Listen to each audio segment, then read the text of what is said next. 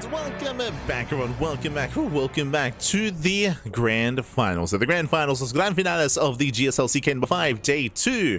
Again, we just wrapped up with the semifinals, and we saw Trap all kill Team Terran. Team Terran, they are now out of the tournament, and now we have Team Zerg meeting there, or looking to rise up and looking to have a repeat run from last week as well. If you remember, Rogue, they all killed both Protoss and Team Terran as well. Both teams went down to Rogue last week. This time, we're going to be jumping into another best of nine here. We have our teams of 4, and we actually have our starting players, Armani versus Rogue. Let's go. Armani, the first time is competing in many years. It's been a long time since Armani has been in StarCraft 2.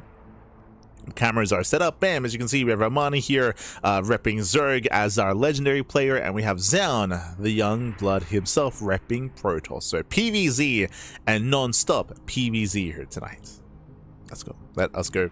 Again, Armani, he originally was, of course, on Samsung Galaxy back in the day, and he was more recently, before he retired, he was on God damn it, Zoun. He was on Kwangdong Freaks. He was on Kwangdong Freaks.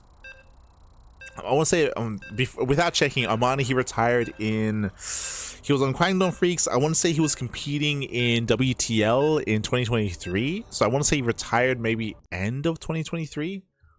Let me just double check. Let me double check. Where is my Armani?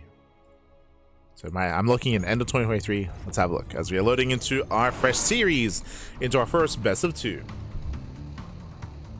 And he retired, I said end of 2023, he retired beginning of 2024. I was like, I was a couple of months off. But there we go, like around that period of time. So relatively recently, that would have been what, like over 2 years ago at this point, over 2 years ago. But here we go, spawning in the bottom hand corner of at Attorney's Edge, we have the red Protoss player, we have the South Korean Protoss repping Team Protoss, and on side, it is Zoun.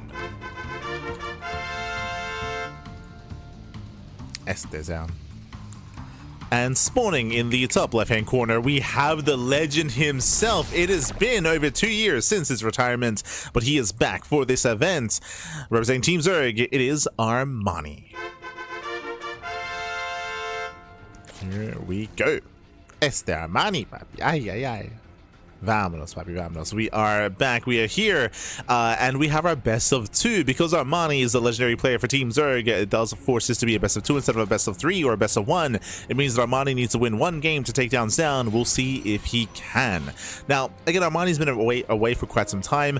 I do keep up with Armani on his Instagram, and what was really cool, actually, it was, I want to say like 3 weeks ago at this point. It was a couple of weeks ago. It was relatively recently. But you know who Armani met up with? Armani, of course, a lot of these guys are good friends. Armani, he met up with Dream. Do you remember Dream, the Korean Terran player? It's been a while since he's been around as well, but Armani and Dream, they were recently hanging out, which caught me off guard. I was like, whoa, this is like a blast from the past. So it was really cool to see them hanging out together. And of course, now we are delving into our best of 3 or best of 2. Now Armani's back. Armani's back. He's competing. He's playing, at least for this tournament. I said this before for the other retired players, for the other legends. Do not expect them to be back full-time or even part-time because of this event. Wait to see them play in more tournaments. I said this before, but Trap, he's the closest player to like a player returning to the game and actually coming back. Trap has been playing in more tournaments. He's been in better form as a result of that. It's still a little bit too early to really say that Trap has returned to competing full-time, but he's at least being more active. For Armani, this is the first time he's playing in years. First time he's competing, at least, and I'm curious to see what form is he in and what shape is he in to compare against some of these other top players, especially compared to like Impact. He came back for Doyo Cup, and Impact had like 1 build, to be honest. Like, we were casting it at the time, and in Doyo Cup Impact, he had 1 build that he was kind of like rinsing and repeating over and over again. He didn't really have a lot of variety to his play or a lot of breadth to his play, and it was his first time competing in likewise like 4 or 5 years. It's been a long time since Impact has competed. So likewise, I'm curious to see how informed Armani is. Now, Armani, he has been more active in recent years compared to Impact. Again, it's been just over 2 years since Armani retired. I guess 2.5 years, actually. True. We're already 7 months into 2026. True. So yeah, it's been 2.5 years for Armani, or more than that. We'll see how we compare. So far, Hatchgas pool, claiming our third base as well. Everything's looking standard. Likewise, Zoun is going for his own Stargate opener. So Stargate opener into our eventual third as well. So everything's looking as it should be. Now, when it comes to PvZ on the current meta, on the current patch, for those that maybe have not been watching too much, or for those that did watch GSL CK and have been watching up in open tournaments in recent weeks, and Home Story Cup as well, and RSL, you would know that PvZ is in a has kind of devolved, I would say. Void Ray openers have become very common. We've been seeing a lot of Void Ray openers and a lot of double Stargate and triple Stargate Void Ray into SkyToss. I'm not saying that we'll see that this game, but it's been very, very prevalent throughout the top Korean players. Not just Koreans, but Max Packs as well. So all the top Protoss players have been going into SkyToss and rushing into SkyToss against Zerg. And I say devolve because it's kind of like back to 2021 era of StarCraft. Now we can see here, it's going to be Void Ray into Twilight Council. This is the other thing we've been seeing. We've either been seeing SkyToss rushes into like Turtle Up until SkyToss, or all-ins. Like heavy Twilight Council play, early Council, late third into heavy, either like 8K 3-base all-ins with Blink Stalker or Masked Glaive Adepts. That has also been very prevalent throughout the meta. Just because like mid-game versus Zerg is almost impossible at this level of play. Like if your opponent's like of a similar skill, like it's quite difficult for both Terran and Protoss. That has been the case for the past, you know, since the patch went live. That's why as well for Terran, it's almost exclusively all-ins, like hyper aggressive play from Terran to try to kill Zerg. Hyper aggressive. Meanwhile, I assumed it was going to be either Blink or Glaives, but no, it's going to be option 3, Charge. Charge is on the way for Zoun. So rushing into an early charge timing, and we'll see if he can catch Armani with his pants down. Now, Armani is going into early Eva Chamber, +1 melee into a Bailey Nest. This is a very modern build. This is very, very modern. So I want to point that out just because I was curious if Armani has been keeping up with the meta. So it's a very modern build. We're going into Ling Bane into most likely Hydra. This is okay, but this is going to be a messier defense against the all-in. Again, we have 6 gates being thrown out. It's going to be 8 gates in total. That's a heavy gateway count mass zealot. It all comes down to the Banelings. We need to morph in Banelings to defend. Without Banelings, it's going to be a very difficult defense. And even with Banelings, it's not a sure thing. A safer build here, or a safer reaction, a safer setup would be Roaches for a Roach-based defense. But here it's going to be Ling Bane. It's a little bit greedier. It's still possible to hold and to shut this down. But again, it comes down to the reaction time. It comes down to the Banelings. It comes down to how quickly Armani can recognize how much danger he's in. As for now, the Oracle does pick forward. You can see here no gas at the natural main base. You can see here limited gas income as well. Just warping in more zealots, and Zoun will soon pull the trigger as he's warping in across the map. Ooh, with that proxy pylon. Okay, pylon has been set up. Zoun is coming. There are 0 Banelings. Wow, 0 Banelings ready for this. Zealots will move in. They will force a cancel. Oh, that's going to be a cancellation. And Banelings not more free. And we have 8 Banelings on the way. And Zealots is going to be a window in time where they can push in. They're going for the Queens. Yeah, Zealots take it for the dive. They surround 1 Queen. Stasis Trap here on the Banelings. Stasis Trap will connect with a Zergling, but too late. Yeah, alas, it does finish up too early. Banelings, they smash in. But now there's a second wave. Yeah, second army. Second army has arrived. Queens are going down. That was all the Banelings. 0 Banelings remaining, and Zoun breaks through. Zoun breaks through. He overwhelms every single queen. There's 2 queens left, no transfuse against Stasis Trap. I mean, it didn't matter. They didn't really have the best connection. Still overwhelms the army. Now we throw down Spine Crawlers, but it's too late. It's too late with that Zoun. He does catch Armani with his pants down. We have more Zealots rallying in as well. The reinforcements, they do not stop, and Zoun will start things off with a win. GG gets called, and Zoun takes game number 1. Whew. Let's go. Let us go. Zoun does take a lead in the series. As you were mentioning, this kind of play is like very common. I say this kind of play all-ins, like going for these big all-ins, charge-based all-ins, Glaive Adepts, Blink Stalker-based all-ins as well, or SkyToss is kind of what we expect to kind of bounce between here in PvZ. And Armani, he took a risk. He did decide to go into Ling Bane, not into Roaches. And on top of that, Armani never scouted the main. He never saw the main base. He did not see how all-in his opponent was. Didn't scout the proxy pylon, of course. And with that, Armani was caught with his pants down. The pants were down. GG, well played. Whew, and I want to see more matches here with Armani. Like, again, I was a big Armani fan back in the day, but now We're getting into game 2 here, and the pressure is on. I will say that the build itself from Armani was solid. Like, the build itself was solid. It made sense. Like, it was all piecing together. It was just he was caught off guard by the all-in. So we'll see if Armani can get on top of that scouting and can get a better idea as to what Zoun is up to. Let's go. As we're loading into game 2, loading into Blackrock. Let's go.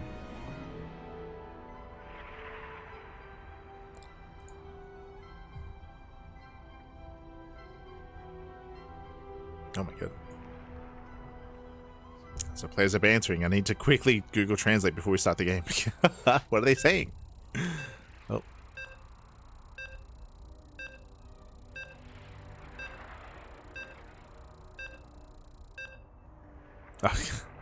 Zoun, he's being cheeky. He's like, hey, so what should I do now? Armani's like, it's tough. You're early game. Well done. I can't stop it.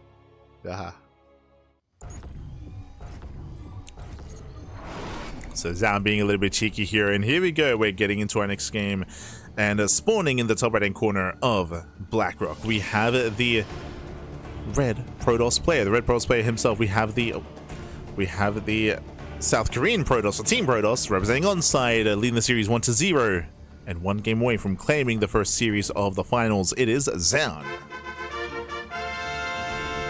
And spawning in the bottom left-hand corner, we have the oh my apologies. There he is.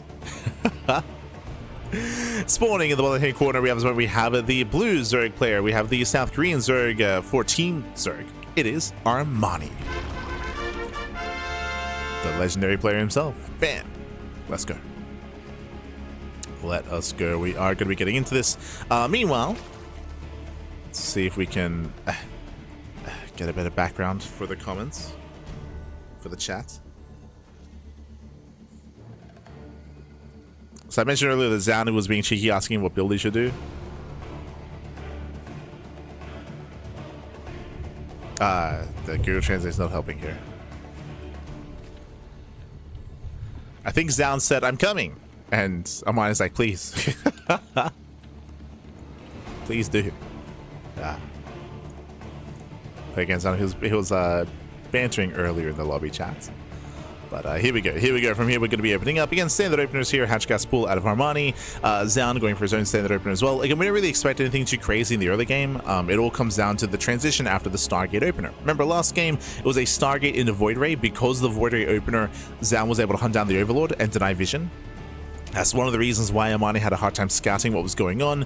On top of that, these all-ins are stronger because now it's harder to scout the proxy location. In the past, when you go for an all-in like the one that we just saw at Zoun, you would need a gateway and a pylon. But now you just need a pylon. So now there's just less surface area, or just the proxy itself is smaller on the map, so it's harder to scout, harder to find, harder to realize what is going on. And that's applicable to P versus Zerg and versus Terran as well. All those proxy pylons and the proxy locations. Now, I do like the idea of Zoun opening up Stargate Void Ray again, even if he doesn't go for an all-in, just to keep Armani on his toes, just to keep him guessing, and just to mind game Armani a little bit as well. Will not be opposed to it. But true, when it comes to some of the CranKy Duckling history with StarCraft, Armani was one of the first pro players that we actually casted on the channel. This was back in 2019, I want to say. Was it 2019? Or was it coming into 2020? If you remember, we were the D stream at the time for I Am Katowice. Originally it was Ravi, Fear Dragon. He was the D stream, but something came up and he was unavailable, so we subbed in for him. And we're casting, and I Am Katowice had like a massive open stage at the time, and we were casting Armani like early on. That was what, like 5 years? No, sorry, 5? It was like 7 years ago. It was like 6-7 years ago. Crazy. Yeah.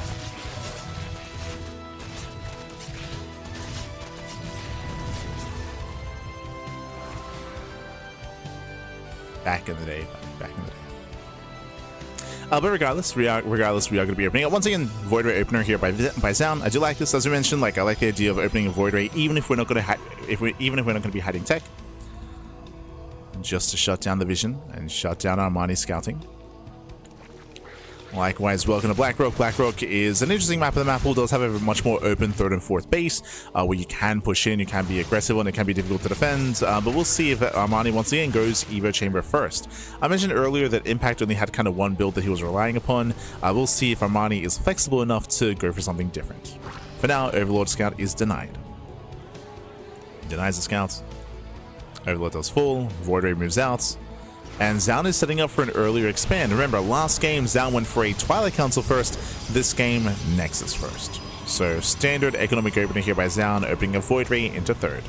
Meanwhile, Armani responds with the Evo Chamber. So Evo Chamber is on the way, plus on melee. Same build here by Armani, but I do like this more. Meanwhile, that's an early Twilight Council. It might not have been before the expand, but this is still early. This is still a very early council here. Late Forge, early council. Do we go into Charge again? Do we go into Glaives? Or do we go into Blink? Now, already a big difference here. Remember, last game, the gases were never taken. This time, gases are on the way. So less of a chance it's going to be early Charge. We're leaning more towards Glaives or Blink. Meanwhile, the Oracles are poking in. Catching out a couple of drones. Adepts into the mineral line as well. Ooh, this is getting a little bit out of hand here. 3 drones going to be going down. Yeah, 3 drone kills, getting up to 4, 5, 6. Oh my god, 7! 7 drone kills. We have a Void Ray at the third, Oracle in the natural, and Adepts in the main base, and this is getting out of hand. Armani cannot keep up. Yeah, messy defense here from Armani. Late Forge. It is going to be Blink. The Forge tells us that most likely we're building up into a longer game, but oh, this is too much. This is far too much damage. 11, 12 drone kills, no spawn position.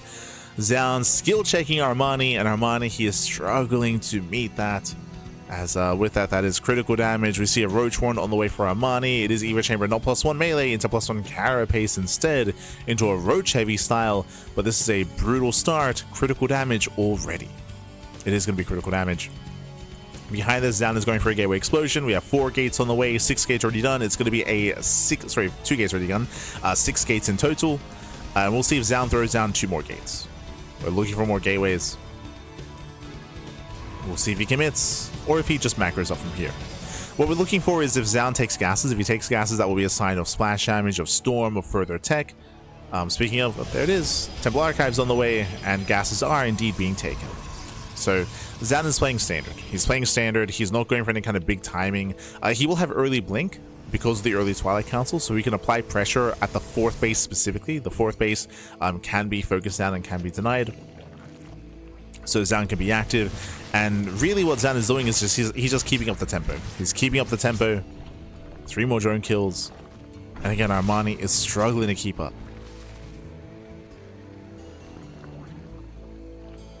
Zoun looking very comfortable. We see Armani trying to go into Roach Hydra. Ooh. Trying to build up his composition. 2 more gateways. That's going to be 8 gates in total. Here come the first wave of Stalkers. Blink is done.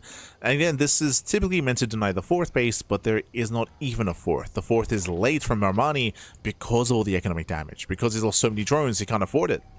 I mean, he should be getting it for, there we go. 4th base is now on the way. But again, late expansion, late economy. Zoun clearing up all this creep. Takes down all the tumors.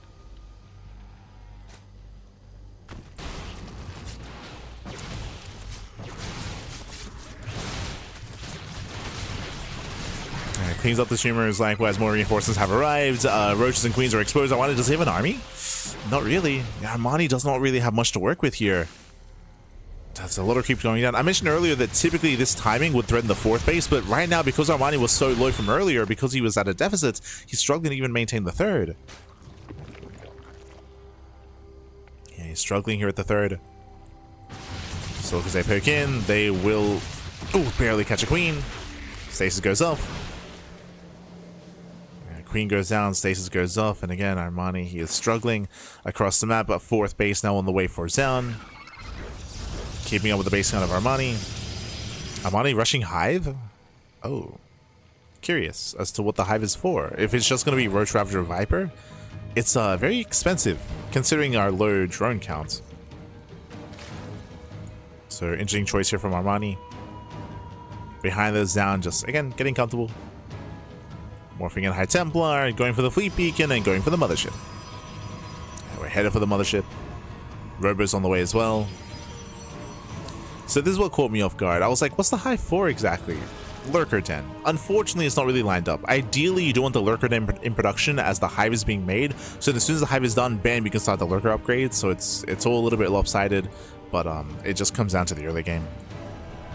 It's just been very, very shaky economically here for Armani. Very shaky. So the tech is lopsided. And again, Zoun looking solid. Looking good. Remember, the soup is lying too. Soup does lie here when it comes to the supply. The reason for this is because of the roach counts. We do have a heavy roach-based army, which is very inflated when it comes to army supply. Likewise, the tech is delayed. Droning has also been delayed as well. So late drones, late saturation, late growth here for Armani. Zoun is still looking very comfortable.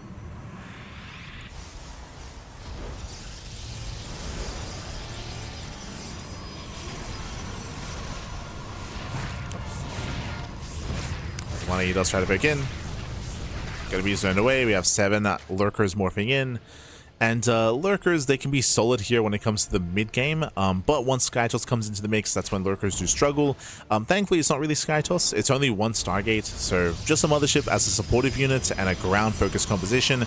Mass lurker could actually trade well here. There's a chance here with the lurkers, Pappy, but they have no range. Yeah, these are still lair tech lurkers. As Zoun starts to be active. Meanwhile, does see the army. Bam! 2 Stargates. 2 Stargates on the way, so now we're thinking about Skytoss. We're working towards it. Skytoss would be the ideal against lurkers. Lurkers, they can dominate the ground. Not so much against the sky. Now, there is a small window in time here where Armani could try to force a fight and could try to kill before this guy just, oh, he gets scouted, no, he gets spotted. Yeah, Zell does get eyes on the Dropper Lords. Armani, he attempts to Doom Drop, Zoun is aware. Can Armani distract or find another way in? Don't try to commit. No, don't. You got scouted, Armani. Respect your opponent, Pappy. I mean, Zoun is back. Okay, Zoun is backing up. Wow, the stars are aligning. Zoun, he pulls away. Zoun distracted by the Hydras. Zoun, he believes that there's no shot Armani commits to the drop. He does. It's working. He's crazy. Again, Zoun, he saw the drop, but Zoun believes that, like, there's no shot that you're going to go for the drop anyway. I just saw you. He goes for it. Yeah, dives into the main base, going for the Stargates. Zoun recalls back home. Lurkers reborrow. And shows the lurker shots. Yeah, lurker shots, they connect.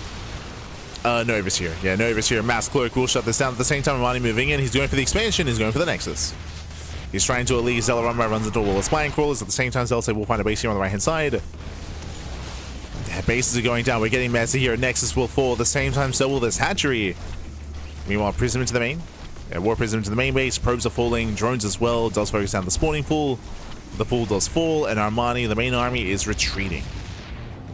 So, Armani, he will pull away. Armani pulls away. Building on more Hydras, more Warpins here across the map. Spawning pool has to be rebuilt, so only Hydras can be built here. And Armani should hold. They should hold in the main. Cleans up all the Zealots, zones the Prism away. At the same time, the main army is pushing through the center. Zoun, we gotta be careful. This army is very bare bones. There's not really much here to support the Tempest. Yeah, the High Templar looking very exposed. We're gonna get the hell out of here. Pulls away. And Armani's making this messy. He's making this very messy. Zoun is now down to a 3-base economy. Armani did lose a base, so he's still in 4 hatcheries. Prism is still out there. Lings, they come in for a backstab. They force an Archon. Not much more than that. Does force an Archon. Overseer scouts that there's no additional Skytoss on the way. Not yet. It is still 4 Tempest though. And Armani's going for Infestors, interestingly enough. Okay, interesting. Infestors, no Vipers, no Lurkers either. We're going for a Hydra drop. These, jeez. These drop lords are very low from earlier, so very risky play here from Armani. He's going for the drop.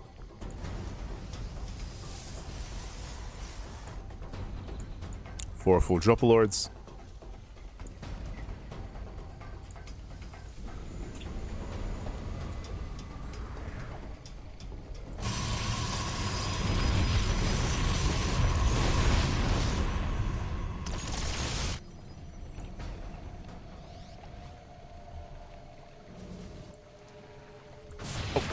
As drop comes in, but this time Zoun's ready. Yeah, Zoun's in position. This is an expensive drop here, but the drop does hold its own. Yeah, hold its own. Trades well against the Stalkers. Same time, Prism into the natural. Zell say unload. And the Prism should go down here. Yeah, we're deep on creep. Chasing the Prism, cleans us up. Hydras are now falling in the main. Still getting a little bit messy here. Armani does have a mineral bank to work with, and we're taking in every direction. Spire's on the way. Ultra Cavern's on the way as well. Armani just trying to spend his money. Still limited gas. Yeah, limited gas income. We have our gases here at the 3rd and the 4th base. Taking gases here on the right-hand side. Zoun pushing through the center. And we'll see how Armani does engage. Again, he's still very heavily reliant on Hydras, which I'm not too fond of considering how much Storm there is. Links are lacking. Hydras, they cannot engage, not head on like this. Ultras would be ideal, or at least Ling Bane. Dodge down the rocks, let's go. Oh. Nice Storm of the Lurkers.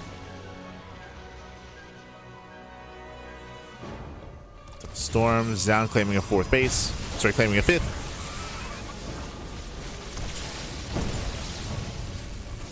And so far, Zoun, he's controlling well. Rotating over. 3 damage on the Hydras. At this point, again, like the Hydra tech has been outscaled. We've got to get out of this. And we're going for the base trade. Let's go. Zoun kills the base. And hatchery falls. Base will go down. At the same time, this is a late counterattack here from Armani, and Zoun can always recall. You can always go for the recall. We'll get 2 Tempest. And 1, 2 Tempest going to be going down.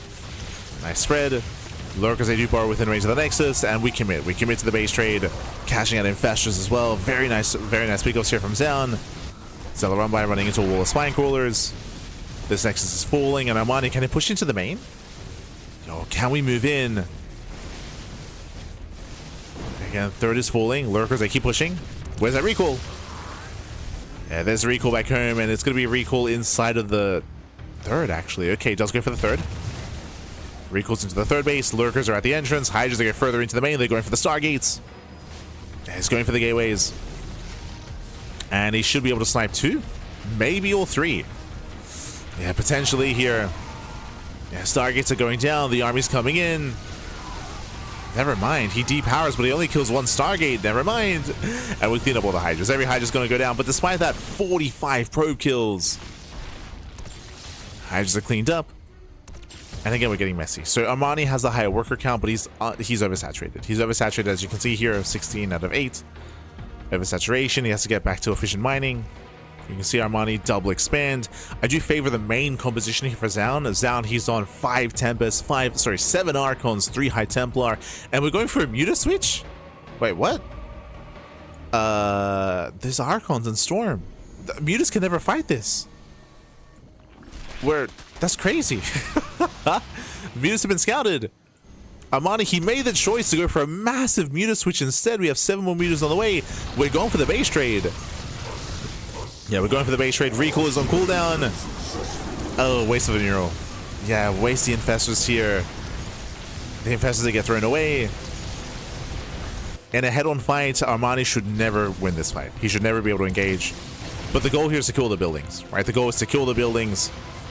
We're going for the 3rd. Armani, he is aware of the other expansion. Boys being pulled away. And I don't think Armani can do this. We'll see. Like, again, he made the choice to do this. What I mean by that is that if he wanted to, he could have remaxed on like Ultra Corruptor. If he wanted to. He had the money for it.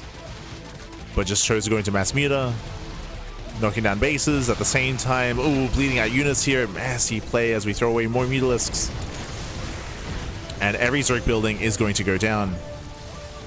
And because Zoun saved these probes, he can throw down buildings himself. And all Zoun has to do is just park himself over the Nexus. He does have the money for it. Does have the money for a Nexus. Just defend it. And I don't see the Mutas ever breaking through this many Archons. Look how many there are. There's 9. There's 9 Archons. The Mutas. They can never fight this. Now, Armani, he does take more bases. We see more expansions on the way. The drones, I think, are saved. Do we have any workers? We stopped mining, at least. So some mining. So some drones. And hatches are going down. Zoun should soon get a nexus. There we go. Pylon here on the south side. Now, I say that Armani can never fight Zoun. That is true, but there is a world where Armani might be able to bypass the army and pick away at the units, pick away at the Tempest, pick away at the High Templar, or maybe even come in from behind and snipe the buildings themselves. Like, there is definitely a chance. Like, Mutas are very mobile. Like, that's the one advantage, of course. They're very mobile. As we have our nexus here in the center of the map. Get scouted. Armani's aware. Oh, we just gotta be careful. He has to be very careful here with these mutas. These mutas are very delicate. Now, moves like this. Zoun has to be careful. If he abandons this base, it will go down. So there's one pylon on the south side. There's one pylon here in the nexus. Zoun rotates to kill this expansion, but he does quickly pull back. And it's on Armani to do the best he can to just shark around and try to engage and try to get some key pickups without losing mutas. Look at a pylon. Zoun is on notice. Uh-oh. We're just gonna ape in? No, he's crazy. He's gonna lose everything. Gonna lose everything. Yeah, massive Archon volleys, massive storms as well, and Armani, he will lose the entire army. GG gets called, and Zoun, he will take the series 2-0. GG. Why can there's no reaction? GG, well played. Again, there's a world where you can if you had a little bit more patience, we can maybe try to play that out, and especially because, remember, Armani, he had bases, he had some workers we could try to mine, but the reality is that, again, Zoun had a superior army, and there's a world where Zoun just moves out with like half his Archons and leaves the other half back at home. But regardless, GG well played. Zoun, who will claim the series 2-0, he will take down Armani, and a big shout out to Armani because he has been retired for 2.5 years, for 2 years and like 7 months. So Armani's been away for a long time. It's great to see him again. It's been a very, very long time, and wish him the best. I wish him the best, whether he comes back to play more StarCraft or whether he doesn't, whether he just, you know, goes back to what he's been doing when it comes to the next phase in his life. Do wish him the best, and it was great to see Armani again, and he wasn't looking too bad, to be honest. It wasn't looking too bad. In game 1 he was cool with his pants down. Here in game 2 we saw some interesting choices when it comes to how we were producing, but I want to say that he was making Zoun sweat a little bit here for sure. Like, the game got chaotic, the game got messy, didn't look bad at all. GG well played. So big shout out to Armani. Hope to see more of him in the future, but even if not, you know, wish him the best. We wish him the best as we are getting ready here for our next game. We're going to be getting ready for our next matchup. So Zoun, he is now the current reigning player here for Team Protoss, and who do we send out? Who do we send out next? I also appreciate that that Zerg fielded Armani first. Otherwise, honestly, there's a chance that Armani would have never been able to play. Like, he never got to play in game 1. And like, there's a world where if we fielded Shin or Solo or Rogue first and they all killed, like we just wouldn't get to see Armani. So I appreciate that. I do think that's the reason why Shin fielded Armani first. Remember, Shin is the captain. I feel like they fielded him first just so we could play, just so we could show off, and I appreciate it. Do appreciate it. Meanwhile, who's up next? Who is up next? We have Rogue, Solar, and Shin, and looks like we have picked our player. It is going to be Solar. Let's go. Let us go. So Solar is going to be coming up next here, and I believe this is a best of 1, if I'm not mistaken, because I believe Zoun is the captain. So I do need a moment to set up the player cams.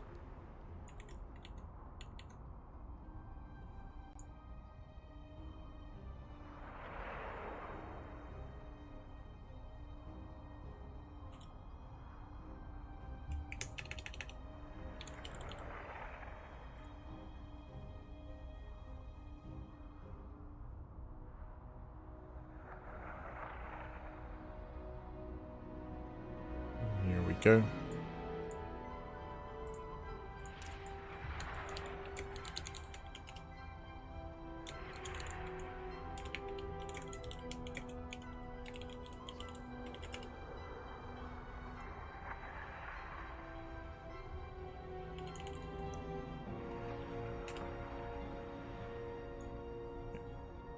Yes, we have confirmation. So Zoun, he is the captain for Team Protoss. So there's gonna be a best of one.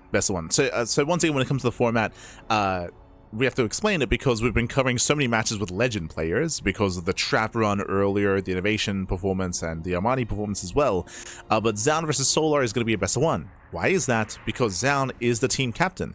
Team captains, whenever they play, they only play best of ones unless there's something else that kind of supersedes that rule, such as a legendary player playing. So the team captains are Björn, who's now out of the tournament, Zoun, and Shin. So if Shin plays, best of one. If Zoun plays, best of one. Otherwise, best of threes, unless a legendary player plays, in which case that'll be a best of two. As we have a lobby bug. Lovely.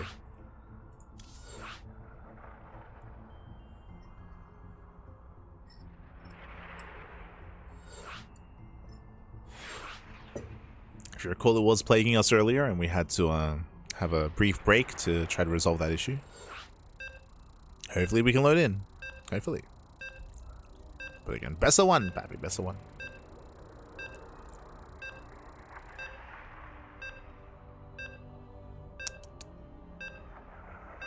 Yeah, you can hear the beeps. It's not loading in. We might have to switch servers. So to resolve this issue earlier, we had to switch the Singaporean server to play. Which is less than ideal because it does mean that players play with a bit of ping. It's not too bad. I think it's around 150, around like 100 to 150, depending on your location.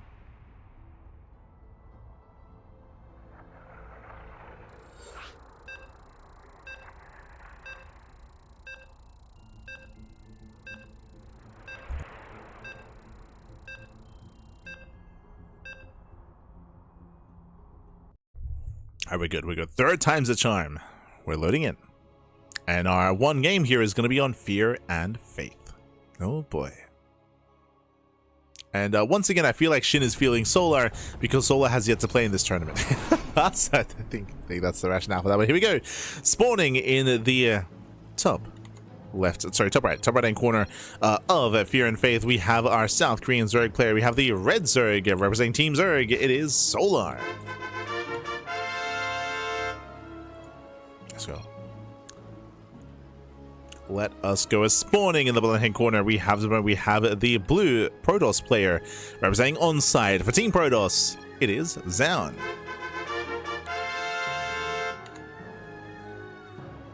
Bam. Let's go. Let us go as we are jumping into our best of one, and very quickly I will attempt to get some translations. If Kronos is in the chat, we would love some translations as to the banter that's going on between our two players. Let's see here.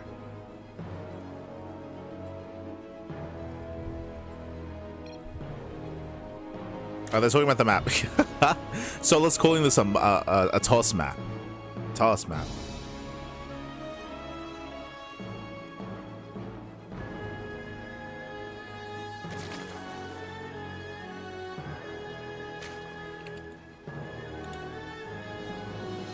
And then there's some wordplay I think that's going on that I'm not fully aware of.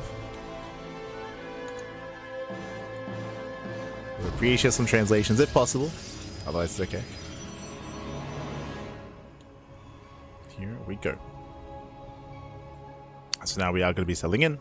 Again, welcome to Fear and Faith. This is a 4-player spawn map. You can spawn in bottom left, bottom right, top left, and top right as well. So 4 possible spawn locations. We do see Solo going hatch first. It does open up hatch gas pool. And depending on spawn locations, this can favor either longer games or shorter games. And this spawn location will favor Protoss.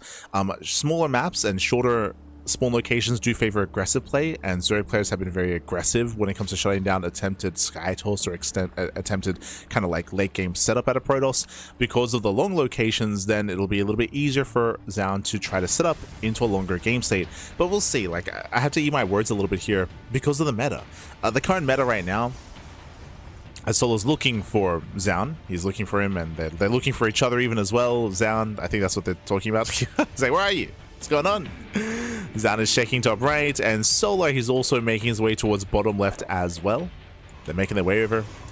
But yeah, the current meta right now is that Protoss players, they want to be the aggressor, like they want to be all in, they want to stop the growth of Zerg. Right now Zerg has an incredibly strong mid game because of their growth in the mid game with their worker saturation, with the lava spawn rate as well, or lava spawn rate that affects worker saturation, income, macro, growth, production. So yeah, these longer spawns might actually favor Solar instead because it keeps them safer from something like a charge all in or early blink. For now, Stargate opener out of town. Does open Stargate.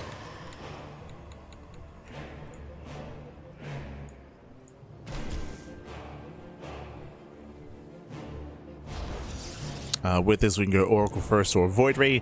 Ling does slip in, and Solar, he will confirm the Stargate choice. The Stargate opener will confirm, and he might even keep the Ling alive to be able to confirm whether or not it's going to be a Void Ray or Oracle first as well. It'll be difficult as the Adept is coming. Adept is on the way. They have scouted each other, of course. They are aware. We can see Solo pulls out of gas, gets into Ling speed, claiming his third base. Everything's looking normal so far. Everything's looking standard. Zoun is here to just poke in. Should not commit. Oh, does. Has to be careful. Takes some hull damage. It is going to be a Void Ray first out of Zoun. It does open Void Ray. And we'll see where Zoun takes us from here. Oh, there it is. We saw this in game 1 against Armani. Twilight Council before 3rd expansion. So early Twilight Council here out of Zoun. Last time we saw no gas at the natural into a charge-based all-in. And it's looking similar. It's looking similar here. Solo currently... I mean, Solo, I'm sure, was watching that series and was watching Armani's games. Solo tries to back in. Again, Solo has to piece together what's going on. No confirmation yet. Yep, no gases. Charge. So it's going to be a 2-base charge all in. Yes, we have a third. We're going to have some saturation here, but it's going to be hyper committed. I believe last time we built up to 8 gateways. 8 gates with charge. And it's going to be on Zoun to set up a proxy location out on the map. Meanwhile, Solar, he's going Lair first. And he's going for a safety Roach Horn. There it is. If you recall, we spoke about this during game 1 versus Armani, where Armani chose to go Ling Evo Chamber +1 melee into Baneley Nest, into a Ling Bane setup, which can survive, but it was a very, very shaky defense out of Armani and eventually was broken. Roach play is very, very safe. It's much, much safer here. We even have Overlord Speed on the way, numerous has Carapace for Drop Lord play for easier scouting.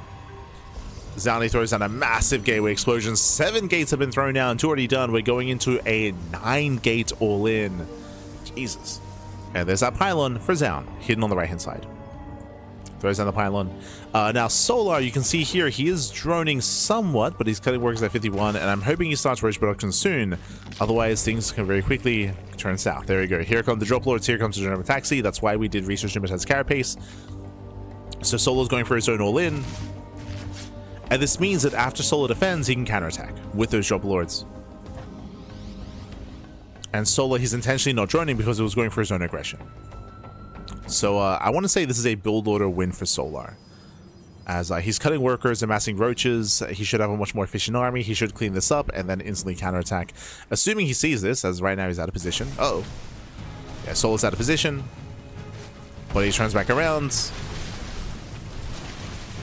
Queens, they will help Zone away.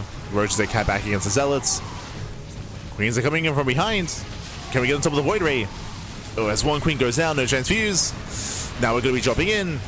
Yeah, Oracle does fall. Void Ray is going to be zoned away as well. And Solar, he will completely shut this down. As I mentioned, this is almost a build or win here from Solar. As he cleans up the army, and Solar should chase. And now he resaturates, pulls back. Unfortunately, without Roach speed, yeah, it's gonna... The issue with trying to chase is that he has not found the pylon, so if he moves out, we can end up in a really awkward position where there's like a Zealot counterattack and a run by, and things start getting chaotic. But he's coming. He is coming. Army gets scouted. Solar turns around, and never mind, we're going to be waiting for Roach speed. So Solar, he's droning, saturating, getting a 4th base. The game will continue. Solar does have a massive advantage. He's ahead in tech and ahead in workers. Zoun has a ways to go here. So a very, very rough start here for Zoun. pylon is found. So there's no counterattack potential, at least with the reinforcing pylon.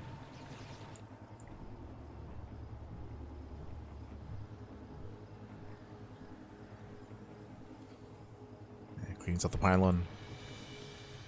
And Solo just has to chill, to be honest. Like, it's Solo just has to calm down, drone, saturates, build up his fourth base, position his army to defend against run-bys. We do see a Zealot run-by ready here on the top side, and there's nothing here to defend, so there's potential for some damage. We can see it's going to be a Ling Bane Roach Ravager, as Baneling Speed is on the way, Eva Chambers, extra Zerglings as well.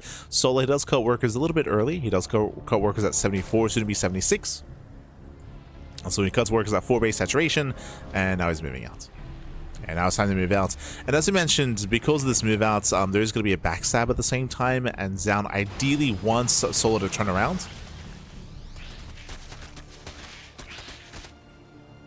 Zoun, he needs to try to buy some time to maybe pull off a defense, but it's going to be difficult. As long as they get found on the bottom right, they're going to be cleaned up. Here on the top side, there is one spine crawler to defend. Fleet beacon has begun. This should be for the mothership. And Solo's about to max out. He's about to max.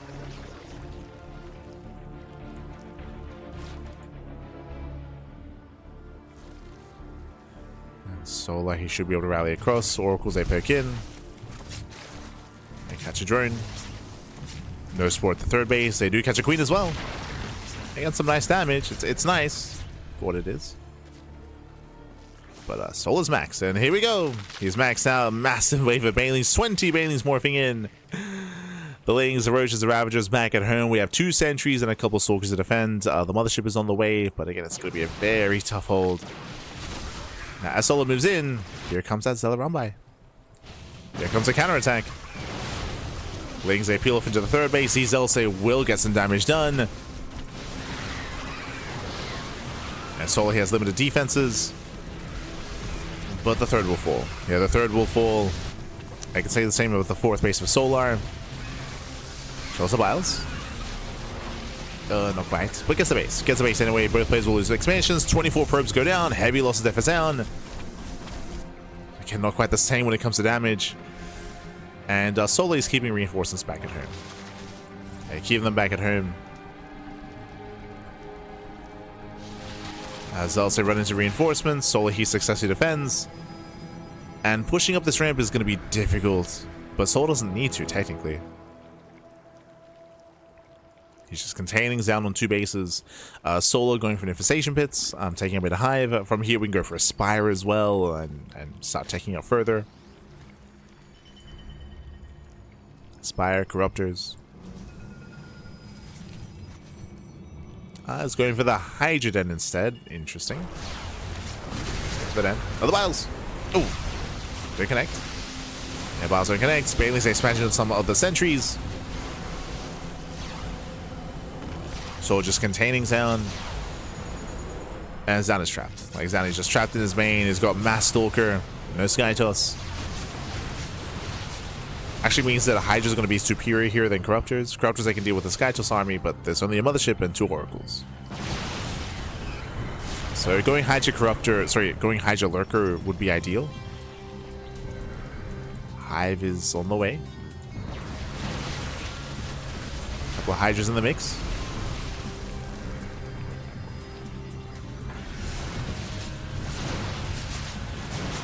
No Lurker then yet. Picking up a couple of queens. Ooh, Banelings, they smash in. Yeah, they smash into the army.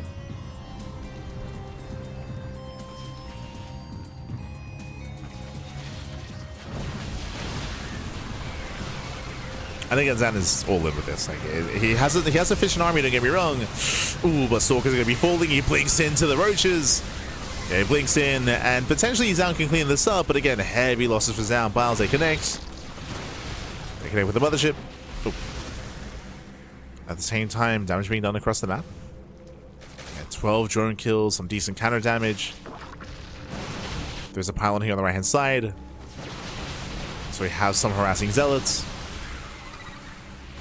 I'm loving that Zoun used a tubing system. He used a monorail system to actually get across, to actually get a proxy pylon. It's very smart.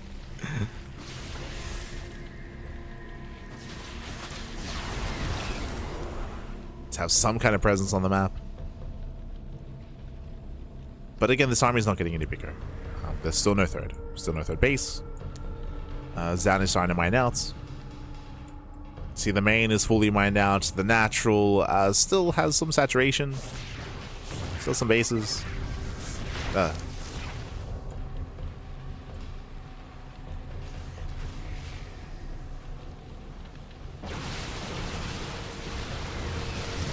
as now we engage. Now we have more Hydras, more anti-air.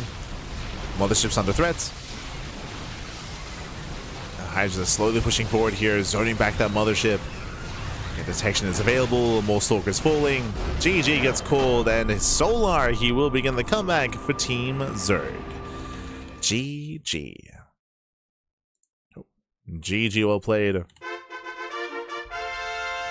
Solar, he will take the game. Again, the writing was on the wall for quite some time there. Winding it back, if you remember, I would say that Solar, he did have like a quote-unquote build order win against Zoun. Zoun went for a charge all-in. Solar was going for a Roach all-in with a higher drone count, and Roaches are much more efficient compared to Zealots that early on. So Solar, he was able to shut down the charge. He was able to shut down the third base. It got a little bit messy with Zoun going for the counterattack, but for the most part, Zoun could never maintain a third. He could never maintain a third base. He was stuck on two bases, and Solar was free to just drone and expand. GG. GG, well played with that Zoun. Sorry, with that Solar, he will take down Zoun. Solar, he will stay on. And now it's up to Team Protoss to field the next player.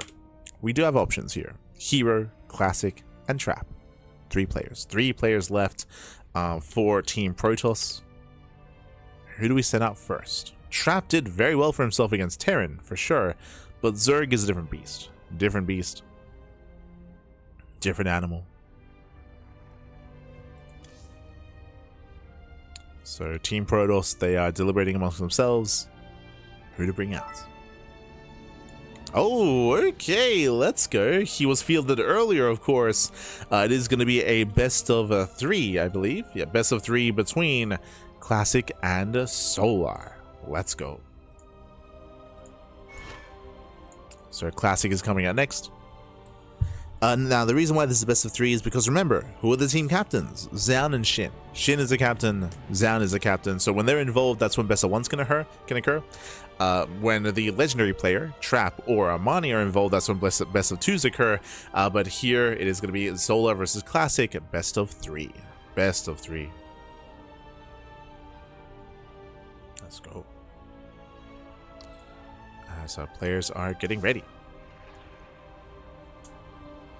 Now, Solar, he's begun his reign of terror. Can he live up to Rogue last week? Rogue, he all killed Team Terran and Team Protoss. Solar, can he do the same? Remember, Rogue, he did that with purely only his fundamentals. Solar has a little more experience on the latest patch, of course. Has a little bit more diversity available to him as well because of that experience, and we'll see. we'll see. We'll see how Solar will approach this, and we'll see if he can, again, live up to Rogue's performance.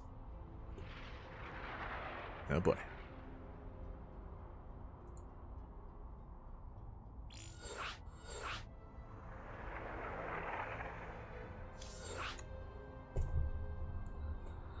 Oh. But here we go. Here we go. We're getting into our next game.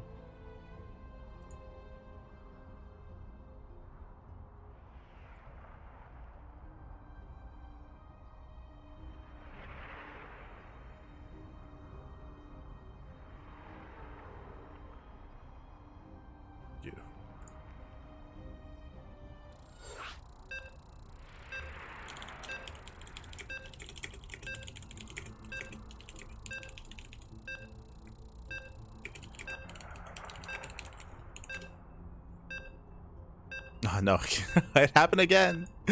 Yeah, so we do have a bit of a lobby bug here. Hopefully we can force it. Hopefully we can get in. Oh, whoa, hold on.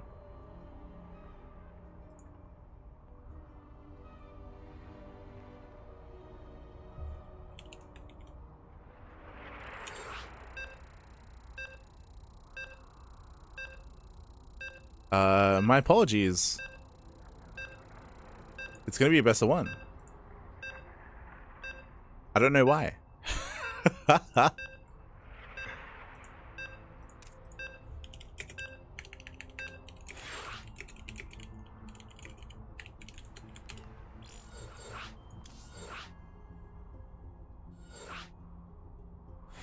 Is Solo the captain now?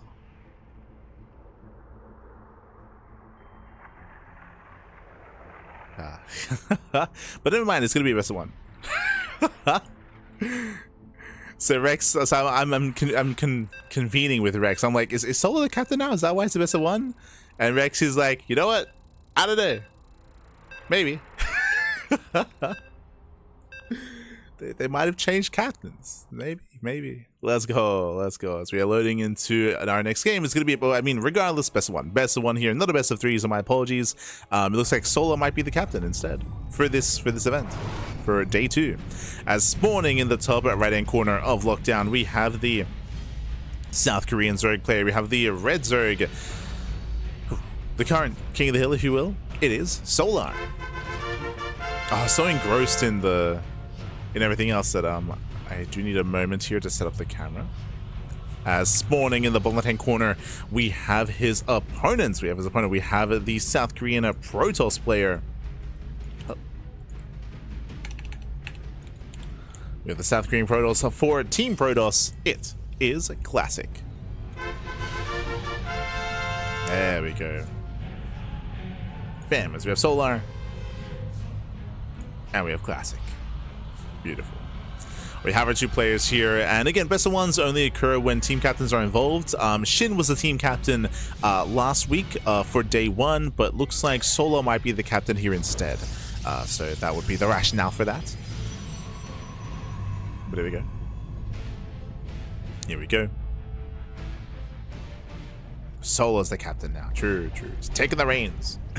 From here, we're going to Lockdown. Lockdown is a interesting map in the map pool. Does have some unique features, of course. Does have a secure natural base.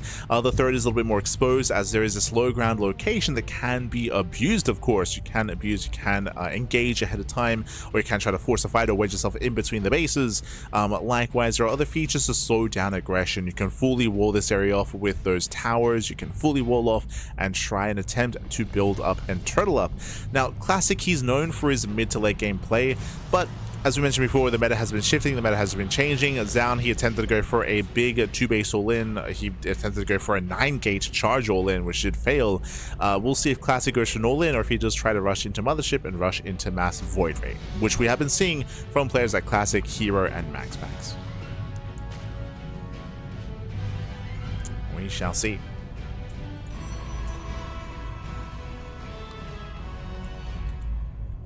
So again, we are setting up. Based on our pylon placement, it does look like a Stargate opener. Usually if you go for a Twilight Council, then this pylon would be thrown down further back. The rationale for that is to hide the tech, right? It's to hide the tech.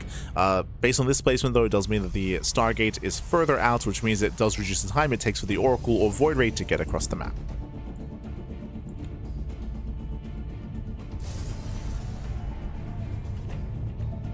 So now we're setting up.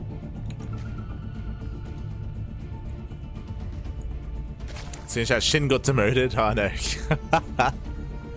Yes, clearly after Rogue went 13-0, Shin's leadership skills were put into question. Clearly, Cap.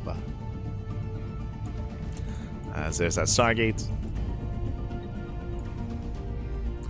Based on the rally, it looks like an Oracle opener. Usually a Void Ray opener would be rallied towards the Overlord here, but I mean, there are cases where when you open up Void Ray, you do want to go across the map as quickly as possible to hunt down Overlords, so we'll see.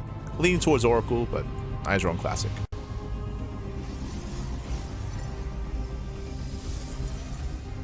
Oh, you can see the re-rally, okay. Yeah, you can see he does re-rally, does reroute towards the Overlord, and it is indeed going to be Void Ray. So, Void Ray opener. With this, Solo will have limited vision, and behind this, we can go for an early Twilight Council into Charge All-In, we can go into an early Council into Blink All-In, Glaive Adepts, or we can go for a Fleet Beacon into Mothership, a second Stargate into Void Ray, or we can even play Standard. Classic has options. I mean, I say we can play standard, probably not actually.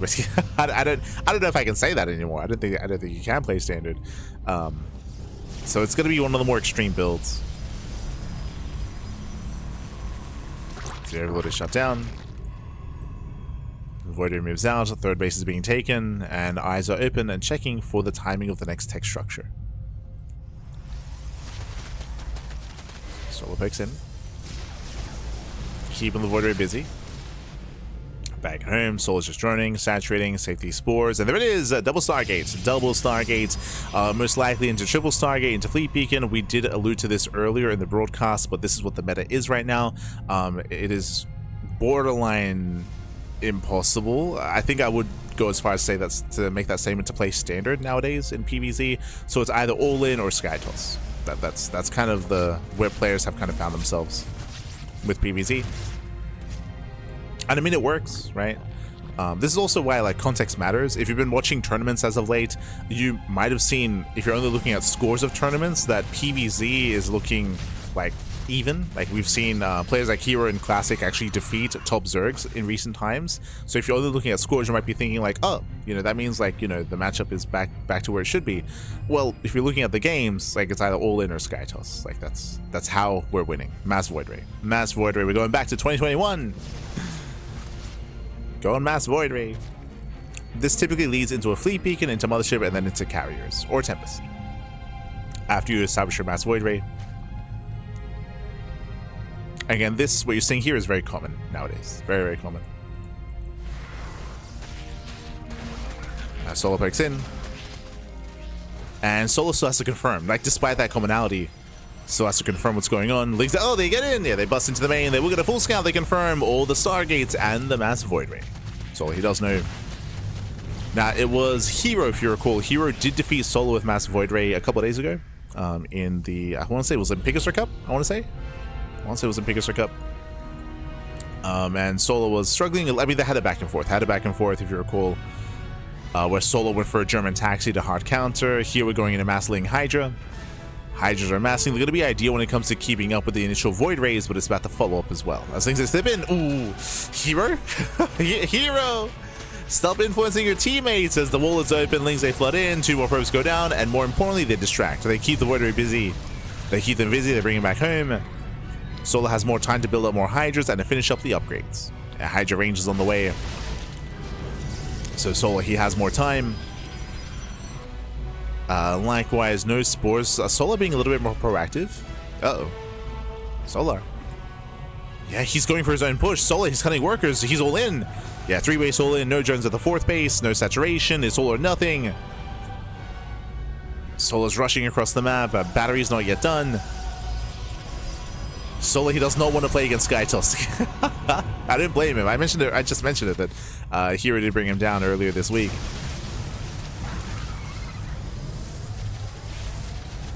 I just say move in. Void with the batteries are finishing. Can Classic hold on? We'll lose 1. Yeah, 1 Void Ray goes down. We'll lose 2. And we'll lose 3, but we're running out of Hydras. Yeah, we're running out of Hydras, running out of steam here. The Hydras are going down. Lings, they pop off. Probes are going to be falling. That's a lot of economic damage. And Classic does hold, but not without losing his mineral line. Yeah, we'll lose the mineral line at the same time. Lings, they did try to slip in. They're on A move. They could otherwise be killing more workers. Yeah, Solo, he was on A move. We could have seen more damage done. And Solo's not done. Solo's still rallying. He's still rallying across the map. Solo's still all in. He did kill 20 workers. He did cripple the Void Ray count, and technically technically Classic did survive, but he's only treading water. He's just barely treading water here. Solo's getting ready for the next wave, the next push. He's getting ready for the next round. And Classic cannot defend against this. It's just too much. Yeah, the Zerg is overwhelming. More Hydras have arrived. Queens are waddling in as water supports. No creeps or no transfuse. They can still tank though. They can still add DPS. Solo does not want to play against Skytoss. Not again. Oh my god.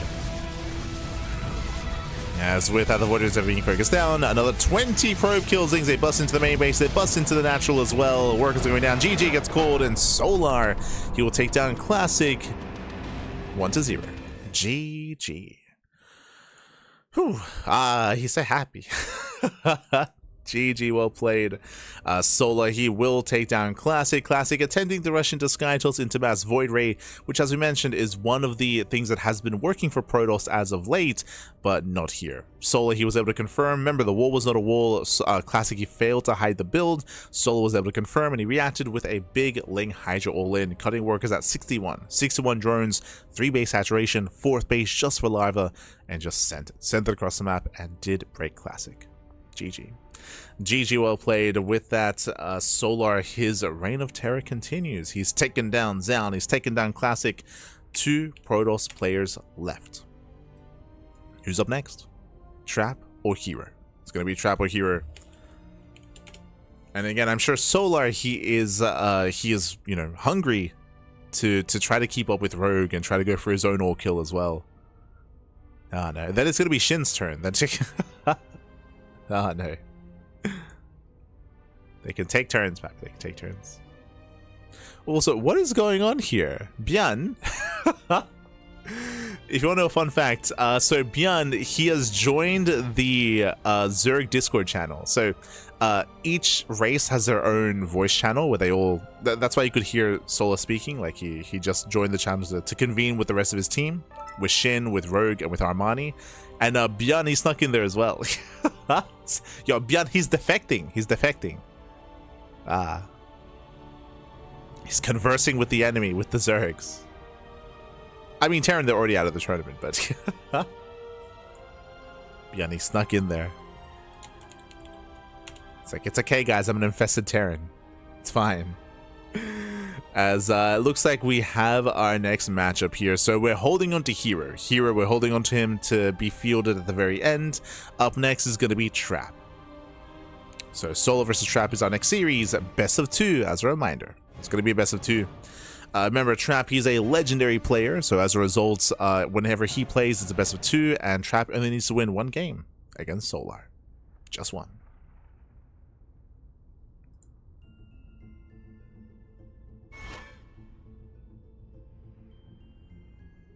Yo, enki. Papi, el hermoso, papi, el hermoso. Bienvenidos, bienvenidos. Enki. Hope you're doing well. Hope you're doing well. Buenos dias, buenos dias. Again, we are in the grand finals. We're in the finals here of GSL CK number 5. Protoss versus Zerg. Currently mid-series here, and we have our players getting ready. Getting ready. Solar versus Trap. But again, good to see you. El hermoso, papi. El hermoso. Beautiful, beautiful.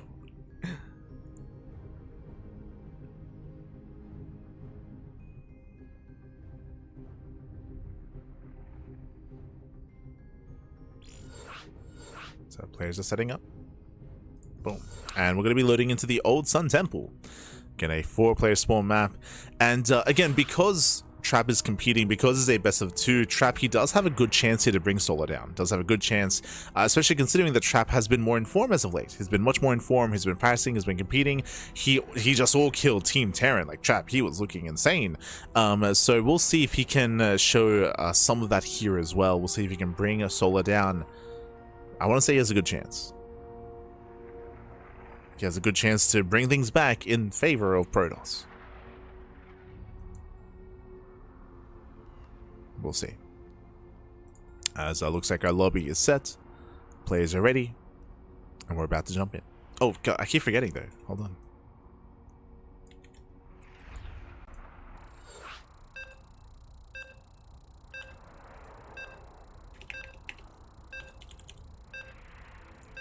Setting up the cams. We're setting up the player cams and we are loading into Old Sun Temple. Let's go. Our 4th series of this match. Let's go. The 4th match of the series. This morning in the bottom left-hand corner of the Old Sun Temple, we have the blue Protoss player. We have the South Korean Protoss repping Team Protoss, repping the boys. It is a trap. The wing commander himself, baby. True, true. Let's go. Again, he just all killed Team Terran. We'll see how he can compare to Team Zerg. As spawning in the top right hand corner, we have the red Zerg player, the red Zerg player himself. Currently on a win streak. Can he keep it going? Can he keep it up? He has taken down Classic, has taken down Zoun. It is Solar. He's crazy, man. He's an animal. Vamonos. As welcome to Old Sun Temple. This is a 4-player spawn map. You can spawn in any corner of the map, but we do have cross spawns, cross diagonal spawns here, so long rush distance by ground.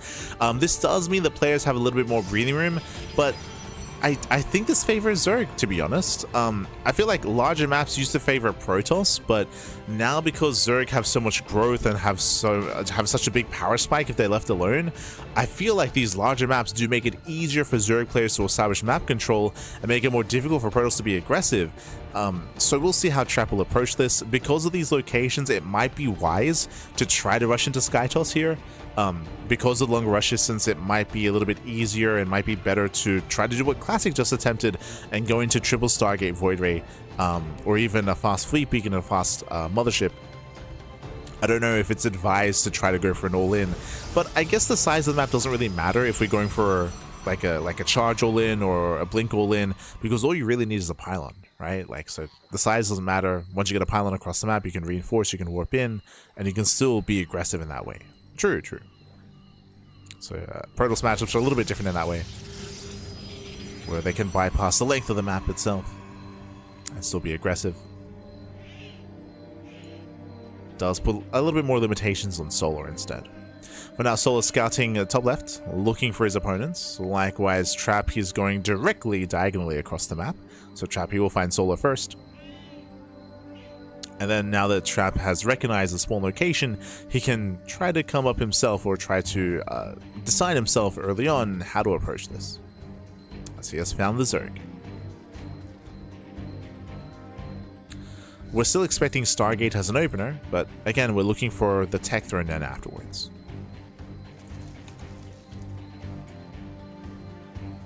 Looking for that tech.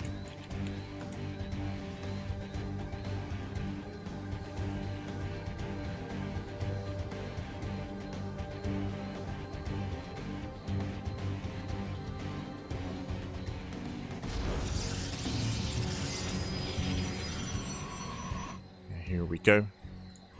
There is Stargate opener out of Trap. Does open Stargate. Solar setting up back at home. From here we can go Oracle or Void Ray. We'll soon figure out the tech of choice here. And then the follow-up structure. Likewise, it's going to be on Solar to try to figure out what's going on. The Overlord is outside of the main, going further in.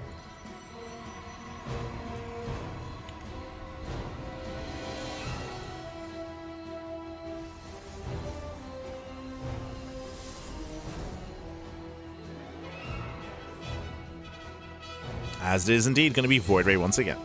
I say once again, we just saw it from Classic, of course.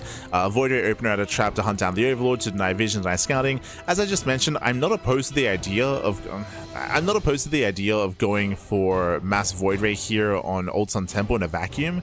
The issue here is Adepts do get into the mineral line and do get 2 drones. But the issue here is that Classic just played that build, right? Like, it was in a different series. I mean, same series, I guess, but different player. But he just went for that build, so I don't know if it's wise to do the same build 2 games in a row, even if it's a different player against Solar. So that's where the series as a whole kind of can impact future matches, and one series can lead into the other and have its impact there. Trap does claim his third.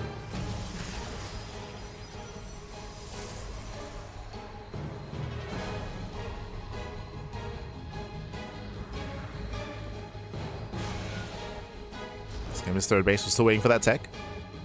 Now moving out. And it is going to be a earlier Twilight Council, but Twilight Council into Forge. It's not going to be an all-in, or it's not going to be a charge-based all-in, for example. It's not going to be Glaive Adepts. It's looking like Blink. It could be charge, but as an opener to hit a later timing. Yeah, I'm worried for Trap. 2 drones going down, some okay damage. Like, this is looking like a standard follow-up. We are throwing down extra gateways here, getting up to a 4-gate setup. But we'll see where this leads us.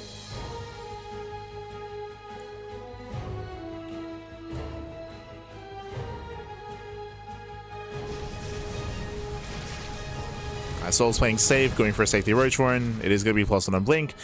There is still a chance for Trap to be more aggressive here by going for extra gateways into no or limited gases at his 3rd base and just committing across the map with like an 8-gate setup.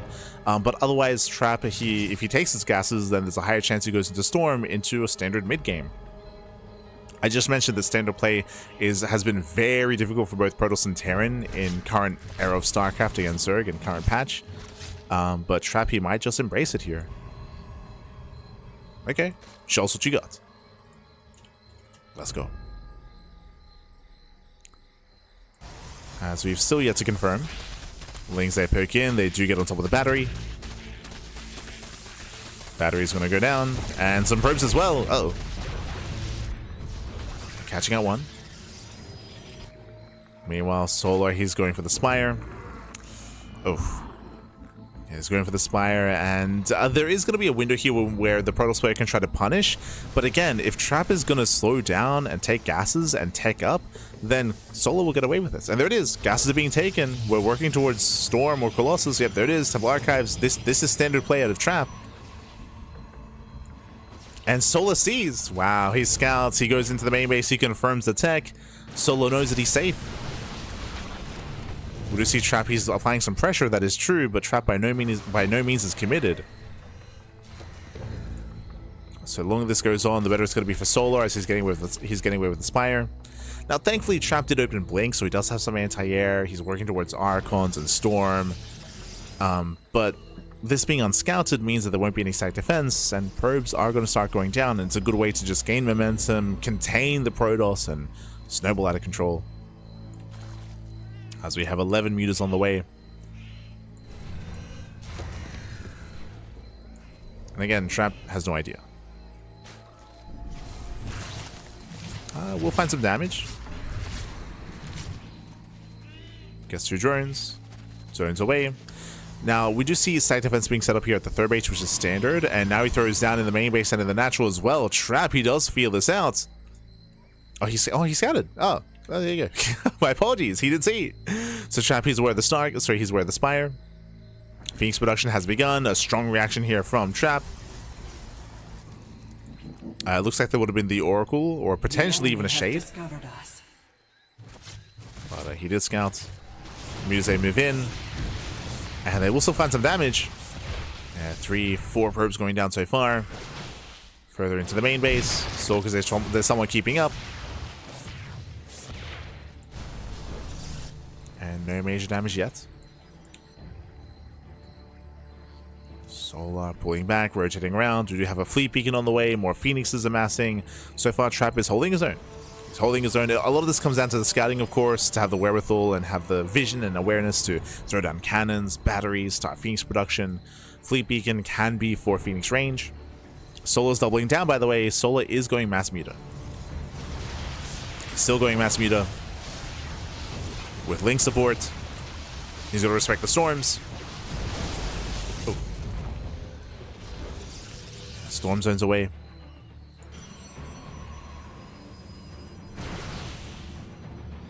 Oh. Yeah, Storm does zone. Likewise, 1, 2, 3, 4 meters going to be going down. Some rough trades here for Solar. Yeah, some messy trades. Solar is maxed, and Solar does have map control, so you could argue that Solar can afford this, but in the end, that was how many? There was 8 mutas going down. That was 8 mutas for 1 Void Ray, 5 actually, sorry, 6 mutas for 5 Stalkers, a Phoenix, and a Void Ray. Okay, we do trade. We do trade, and again, Solar can afford it. Better trades for Solar. Oh. Zings, they attempt us around. Mutas are coming from behind. Mutas try to move in. Lings, they don't quite get the surround they're looking for. Mutas zoned away. But this is still getting out of hand. Yeah, it's getting out of hand here. Ooh, does snipe by a Templar. We'll take a Storm to the face. It does tank a Storm. More Phoenixes amassing. We're just trying to move in. Storm does run away the Lings. As means they don't quite break through, they get punished. But that's still 14 probe kills, so this is still good enough. It's one of those things where this has been messy and a lot of meters have gone down, but Solar, he can afford it. He's remaxing, he's rebuilding. Trap, he will lose 14 probes at the third. Ay, ay, ay. Losing far too much. So now moving in with Massling Bane. Baneling's speed is still a ways away from finishing, so that's a little bit awkward. Trap now spreading himself a little bit thin, claiming a fourth. +3 attack on the way, +1 air attack as well. There are currently only 3 High Templar. One of them's out of energy. And these storms are crucial. At the same time, Bailey said we'll do a lit. Ooh, getting a Templar. Yeah, 1 Templar goes down, it takes down the mineral line as well. No, we come back too soon. 24 probes. Yeah, 24 should be 25. 25 workers go down, critical damage. Again, Trap, you cannot sustain these losses. Not like this. Not like this. And Trap is just being torn apart. Being torn apart. The wall is wide open. Lings, they flood in. Yeah, they flood into the bases. Trap cannot keep up. Yeah, engaging with the army. And Trap is all in. Yeah, Trap is all in. He will lose everything across the map, but at the same time, this army is still quite formidable. But he's out of storms. At least with the main army. Yeah, there's no High Templar, there's no storms. Bailey's are all in. Oh no! Oh my god! Massive connections. That was actually a lot of Bailings on the Archon. So not the best connections there from Solar, but again, he will kill the third. He's racing back home to defend. All he has to do is survive. Just survive. As he will surround the Archons. Yeah, the Archons are going down. GG gets called, and Solar, he will take down Trap in game number 1. GG. Whew. And GG, well played. Again, a bold move here by Trap. Trap playing standard. Trap, he did attempt to play standard here, going into his own... going into a Stargate opener, into a Void Ray, into a third base, into +1 and Blink, into Storm, into a 3-base setup. It's a very bold play here by Trap. We saw that Solo went into Mass Muta play, and he got scouted. He got scouted ahead of time. He was scouted. Trap was getting ready. He had cannons, he had phoenixes, but he could not retain his economy. He still sustained too many losses. Bearing in mind that, of course, because of Trap's willingness to go into a more standard game, it means it's another word or another way of saying that he was playing very passively, right? He was playing very passively. He didn't really have anything to pressure the bases of the economy, and this means that especially on this patch, Solar can freely drone up heavily and macro up quite heavily as well. Again, the droning, the saturation, the productions all increased for Zerg, so because Solar was left alone, this is ideal, so he could just outpace Trap, even though Trap was able to scout and prepare back at home.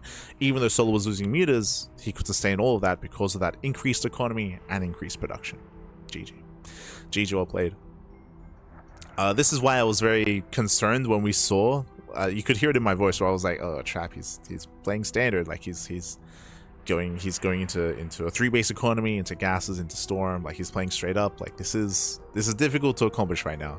So did attempt to go for it, which I respect, of course. And we'll see how we adjust coming to game number 2. Let's go. We shall see.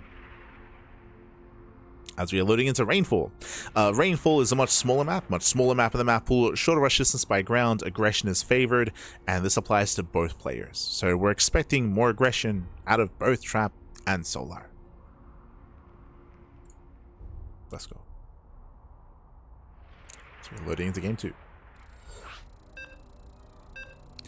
Now remember, this is a best of 2, by the way, so the final game of this series, Trap, he needs to win this game to bring Solar down. If Solar wins this game, then there's only 1 player left for Team Protoss.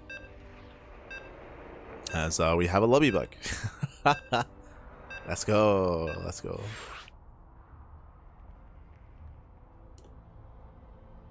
Once again, we're trying to force it.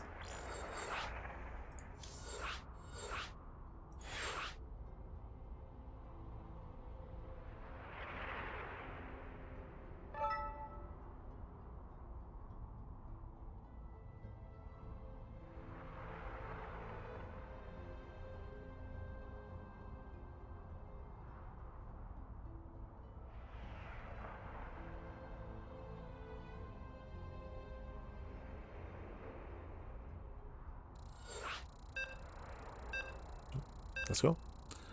Here we go.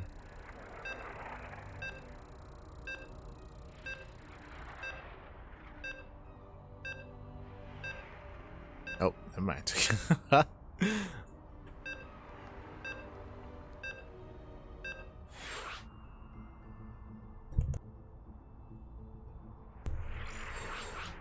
Third time's the charm.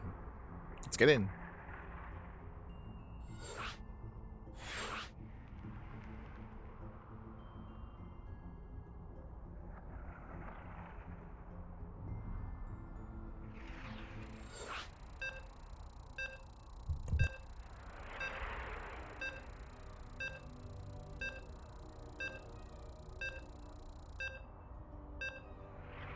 Just catching up with the chat. Today's the last day, right? Yes, yes. Last day. Day 2. So 2 days here for this this edition's GSL CK, and we might switch to the Singaporean server. We might make the switch. We're gonna try one more time. One more time. To load in.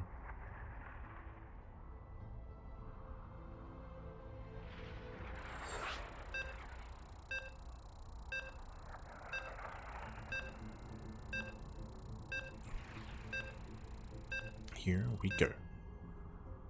Hey, that's it worked. We're loading into Rainfall here. Again, the final game of this best of 2. And we'll be here to determine whether or not Solo will continue his win streak or whether Trapper can bring it back. Spawning in the top left-hand corner of Rainfall, we have the South Korean Protoss player. We have the blue Protoss representing Team Protoss. Let's go. He's down in the series, but we'll see if we can bring him back. It is Trap.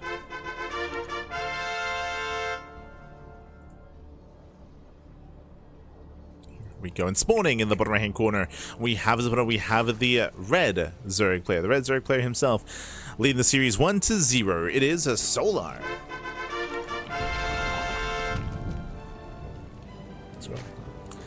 Let us go. We're getting into game number 2 here, the final game of this best of 2, and again, the pressure is very much so on Trap. Pressure's on Trap. We'll see if he can bounce back. Now, we didn't just kind of briefly discuss the builder choice of Trap and the style that he went for in game number 1. I do not expect to see that here. No shot. He went into like more standard play, more standard metagame from the previous patch, from the previous edition of the game. Here we're expecting something more intense, something more aggressive. Even if we go for a Stargate opener, we can try to hide, say, like a charge base all in, Glaive Adepts, Blink Stalkers, second Stargates. Those are expectations for Trap here. At the same time, though, because this map is so small and because the rush distance is so short, there's a high chance that we might even see a repeat of what just happened on Fear and Faith between Solar and Zoun.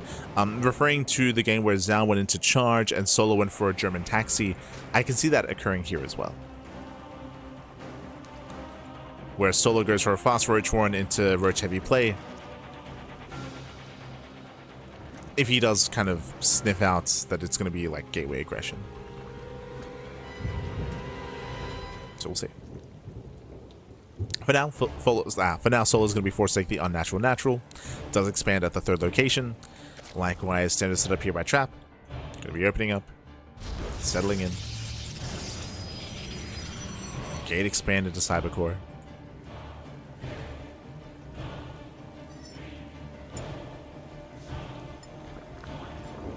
And again, Rainfall does have very exposed 3rd bases. We spoke about this earlier, but again, does have a very open 3rd, very open 4th base. Defending on these locations is very difficult, and we saw that previously in today's broadcast as well.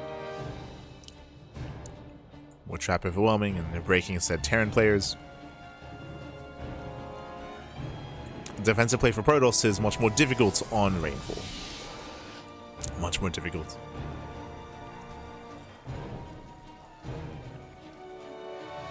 One of the reasons why we're expecting aggression. For now, Pylon gets thrown down, opening up Stargates. So far, so good.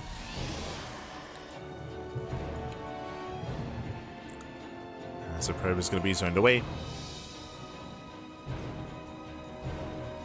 We now have our tech of choice, Stargate opener. And likewise, Solo just claiming his third. Claiming his third base, pulling out of gas, getting into link speed.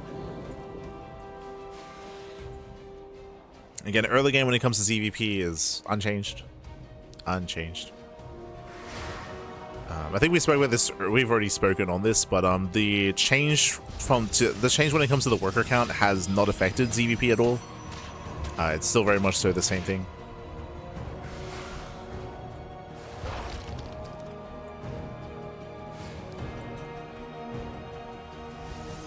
I will say that the worker count change has impacted ZVZ, and I think that's kind of it from my understanding. ZVZ has been impacted just because of 10 pools and like 11 10s and things of that nature.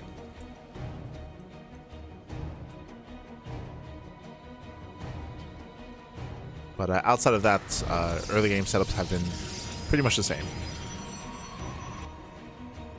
So from here, just opening up Void Ray, hunting down Overlords, and we're waiting to see what comes next. Eyes are on Trap.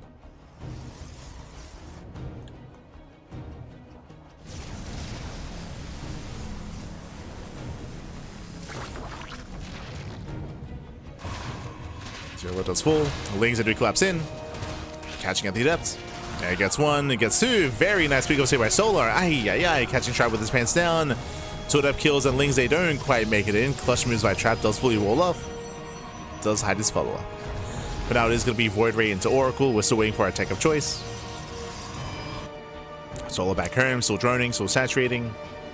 Getting safety Spore Crawler, setting up his queens, and it is going to be Twilight Council and a Forge. Oh. This is looking very similar to last game, and Solo will confirm. Wow, he gets into the main base. That should not have happened. herO! Lings, they slip in, they get a full scout, they confirm that it is going to be a standard follow-up here, +1, and a blink most likely. A couple of gateways get thrown down, but again, this is looking eerily similar to game number 1. Looking very similar to game 1. Getting up to 4 gates. I still don't want to rule out the possibility here of Trap cutting gases and going for extra gateways. But safety Roach Warren out of Solar. There's +1 and blink. As I mentioned, so far it's the same build. So far, same build as game 1.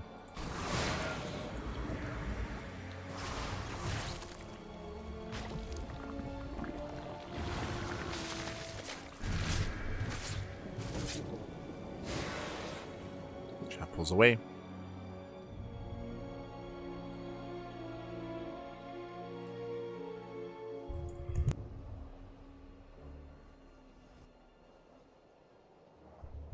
Trappy does pull back, does pull away, and we're going for the German Taxi. So German Taxi is going to be a big all-in here from Solar. I will say that Blink Stalkers are decent defensively, better than Charge Lots from what we saw in the previous series. So Trap, as long as he plays this safe, he's taking gases. Yeah, he's taking up. I think Trap has a chance to defend here. It all comes down to the engagement, to come down to the micro, of course. These all-ins that we're seeing from Solar, they're ideal against charge base openers, but against Blink, I'm less convinced. Yeah, Lings, they poke in, does see all those Stalkers. Solar still committing. Setting up the taxis. Solar does take a gas cache. Does he try to divert?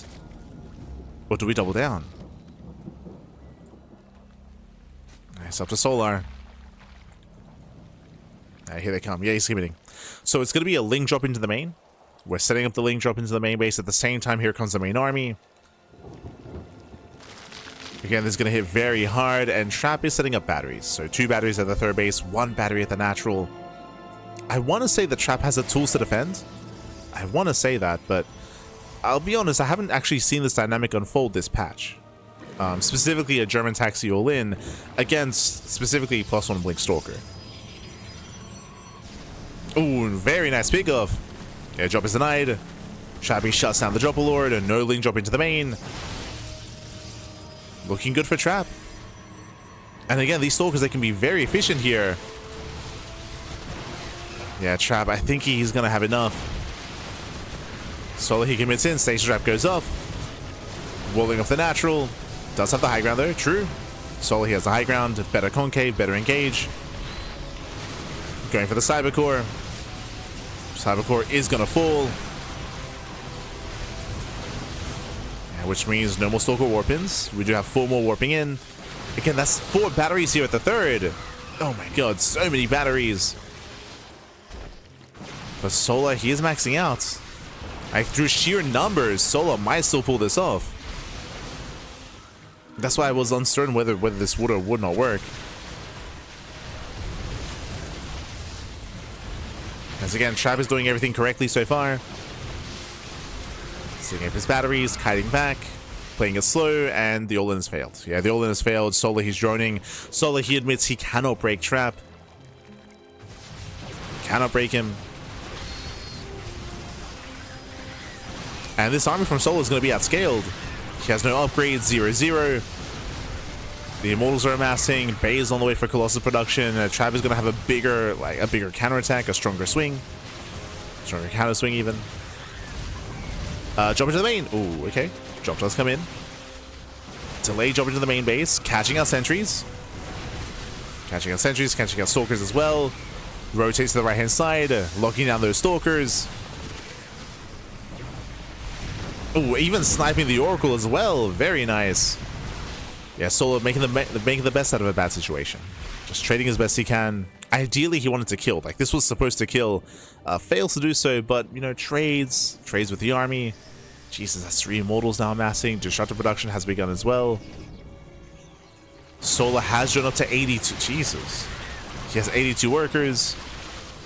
But when it comes to the tech, there is no hydrogen. Yeah, no den. Just an infestation pit. Going for the hive. Are we going into ultras? But I mean, he's already forced out Immortals though. Vipers will help for sure. Another link drop into the main. Link drop moves in. No battery in the main. Solar, he's still max. He's still applying pressure.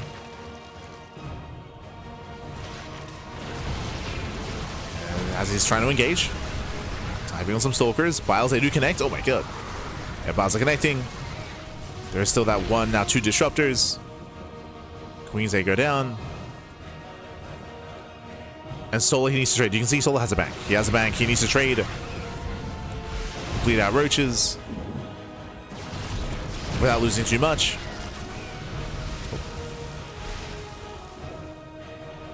Otherwise, he's going to be stuck with a really inefficient army. And especially on a small map like this, it's very risky, very dicey. Roaches, they peel off on the right-hand side. Ooh, Biles, they take down the Void Ray, massive pickoff. Void Ray goes down. Meanwhile, we have 4 Immortals. We get a heavy Immortal count. Trap is moving in. We need more Ling Bane. Baneling speed is still on the way. We're still holding on to that Nova. Army collapsing in. There it goes off. Ooh, nice connection. And there's one more Nova. And Nova does connect. Massive connection once again. Oh my god, the splits are not there. Yeah, splits are not there. Solar, he is struggling. I mean, he is still maxing out. We do have 40 more links on the way, and with these reinforcements, he should be okay. If Solar's given time to remax, he will. Trap, he has to win a fight and then just keep pushing into the bases. Yes, Trap is moving in.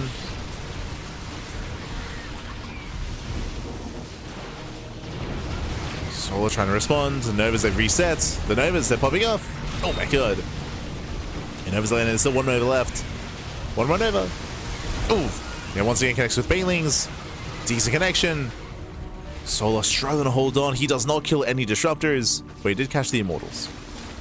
Down to 1 Immortal. Down to 1. Solar, he's remaxing. More Lings are coming in. Novas, catching up more Ravagers. Finally, Disruptor's going to be going down. Down to 1. 1 Disruptor with the main army. Trappy does reinforce now with Colossus. We spoke earlier about the Hive, which was weirding me out. It's going to be hived onto Viper, hive into Ultra Tech. I don't think Solar can get there, though. It's so greedy. Solar's thinking too far ahead. When Trap is knocking down his front door with a superior army. And with a much larger force. Solar trying to come in from behind. There he goes off. Ooh, does connect. Better flank out of Solar, catching up both disruptors. Yeah, finally both disruptors go down. And he wants a Colossus as well. He gets one. Yeah, he gets a Colossus. Better fight for Solar at the same time. Delarambe comes in. Yeah, 10 drone kills. Solar bleeding out workers. Overall, though, that was a better fight for the Zerg. Yeah, Solar's panicking. Now squeezing out some ultras. Bearing in mind these ultras are not upgraded, we still have to wait for kindness plating. Oh, nice catch. Wings are distracted, catch up pylons. Trap moving in.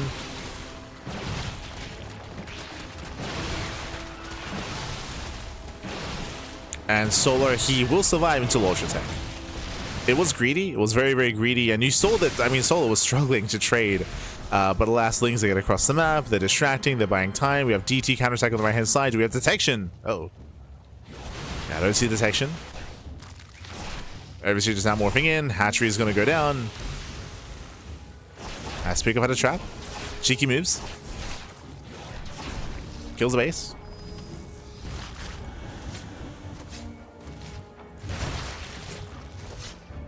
Yeah, sniping a hatchery. Again, still messy play here from Solar. Trap is trying to catch up, going for a second robo. Sorry, triple robo production. Oh my god. And you know what we mentioned earlier? When we first saw the Hive, I was like, oh, we can go Viper. That's going to be ideal. Fun fact, against like a heavy robo army like this, Colossus and Disruptor, Vipers would Vipers would dominate. Vipers, that would shut everything down. There's no High Templar. There's no feedback. There are Blink Stalkers, but they have to blink into and under the Vipers. So Soul's making this hard for himself. Oh no, actually he has one. Okay, he has one Viper. He does go down. Does get focused down. So no abductions. With that, Soul, he has to try to brute force his way through. Does get into the mineral line though, and this might just be enough. This might be enough anyway. Probes are going down. It's a messy game here from Solar, but he's still making it work. It's fine.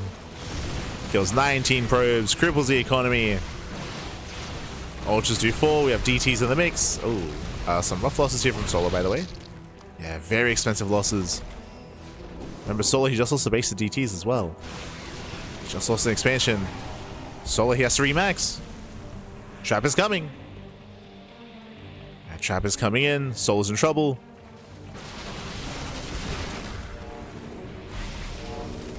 Solar going for the counterattack. He can knock down bases. But can he buy time? Oh. Yeah, Baza connect.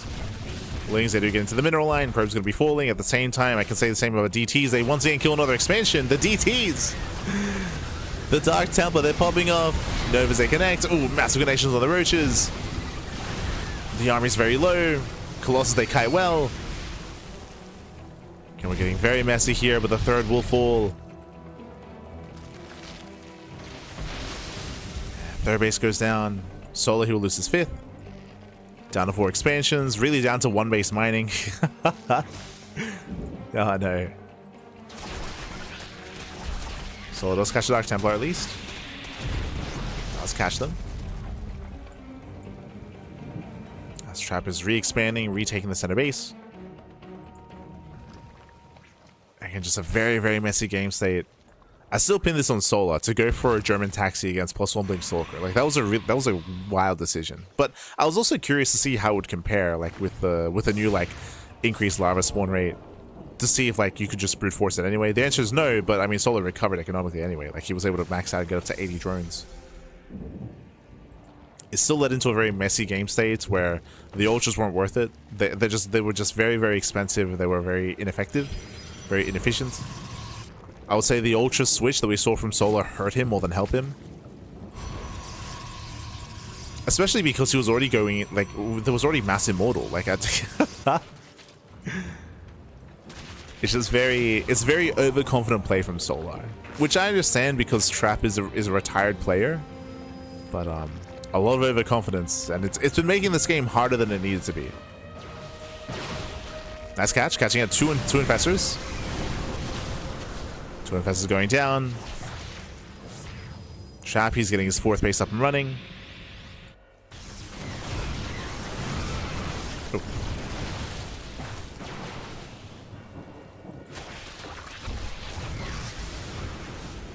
Or is this why the Koreans call Solo the Rock? Like, is this...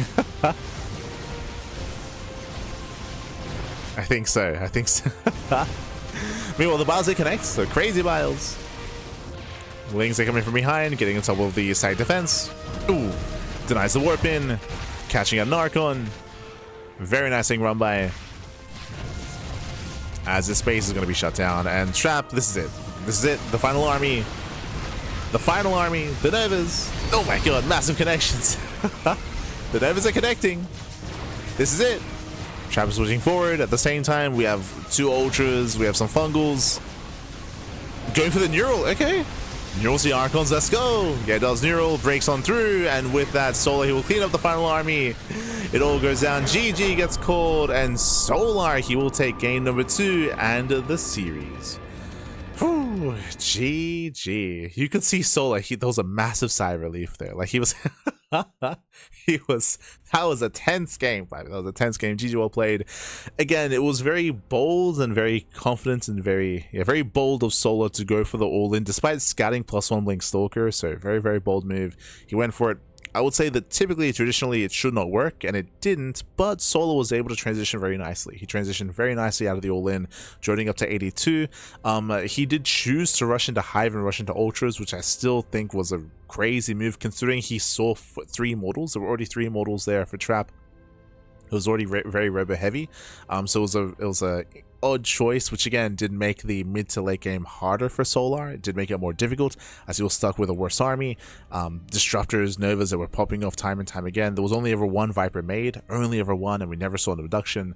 So Solar made that game harder for him. I mean, it was a very chaotic. It was a very chaotic game. Shout out to the DTs, by the way. Like, that was like Trap was popping off non-stop DT run by his DT counterattacks, harassing the economy and slowing down Solar. But in the end, wasn't quite enough. GG. GG, well played. With that, we are going into our final matchup here. I mean, the final player for Team Protoss. Protoss, they've gone through everyone. Classic, Zoun, and Trap have all fallen to 1 player. Solar, he is almost about to all kill. Almost. Up next, we do have our last remaining Protoss player. It is going to be Solar versus herO. Let's go. Let us go. It is going to be Solar versus herO. They're going to be facing off in a ZVP. Of course, with Team Zerg versus Team Protoss. And again, herO, he is the last player left. Now again, Rogue was able to all kill last week. Can Solar all kill this week? Is it his turn to all kill? Let's go. We'll see if we can pull off. Now, if anyone can stop Solar, it's going to be herO. herO, he's a very chaotic, very dynamic player. He can be very difficult to keep up with when it comes to his builds of choice. He often is kind of like a pioneer, and he does come up with his own builds, his own styles. We'll see if Solar can keep up. Especially after that last game. But I would imagine that Solar's going to be a lot more respectful to herO and be a little bit safer against him.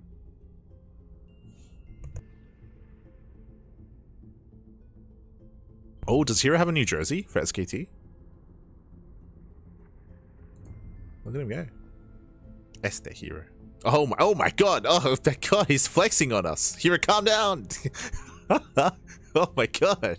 herO. Keep the shirt on, Bap. You don't want to get us banned. Damn. Este herO. Yeah, the gloves are off. This is it. It's time to carry the team. It's time. Haha. Este herO. Let's go. Let's go. As we are getting ready here for our next game. Gonna be loading into Rorschach.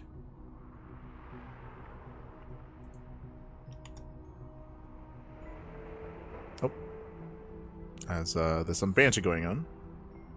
Let's see if we can catch up.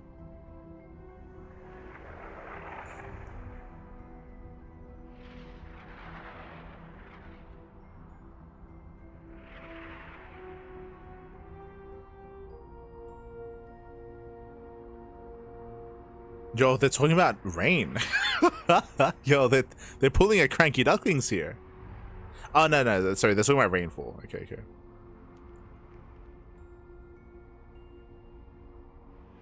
So here is saying that Rainfall is like is a Zerg map, and Soul is like, Rainfall or not, I can't win against Protoss. And here is like, question mark? What are you talking about? It's like,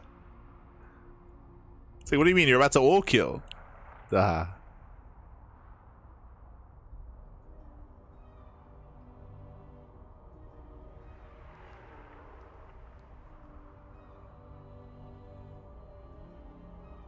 He was like, didn't you just beat Trap as Protoss? So I was like, no. Doesn't count.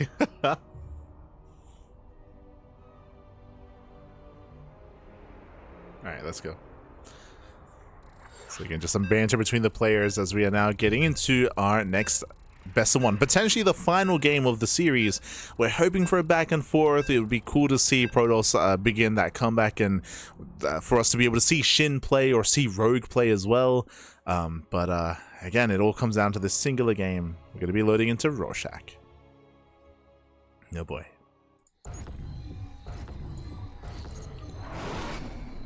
As spawning in the bottom left-hand corner of Rorschach, we have the South Korean Zerg player, the Red Zerg, on currently a pretty impressive win streak here. He is one game away from all killing Team Protoss. It is Solar.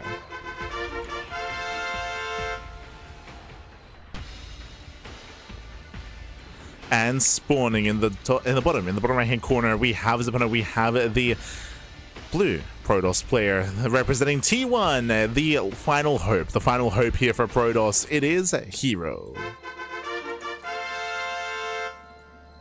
the best Protoss player in the world, who has also been struggling in this matchup. If you recall, last week in the winners interview, or I say in the captain interview, herO, he actually did express a little bit as well that right now he's just not enjoying PvZ. Or say he spoke about how a lot of players just period aren't really enjoying the matchups, whether it's PvZ, ZVP, TvZ, TvP, due to the current meta, the current state of things. But despite that, of course, here he's still, playing his heart out. He's still doing the best he can.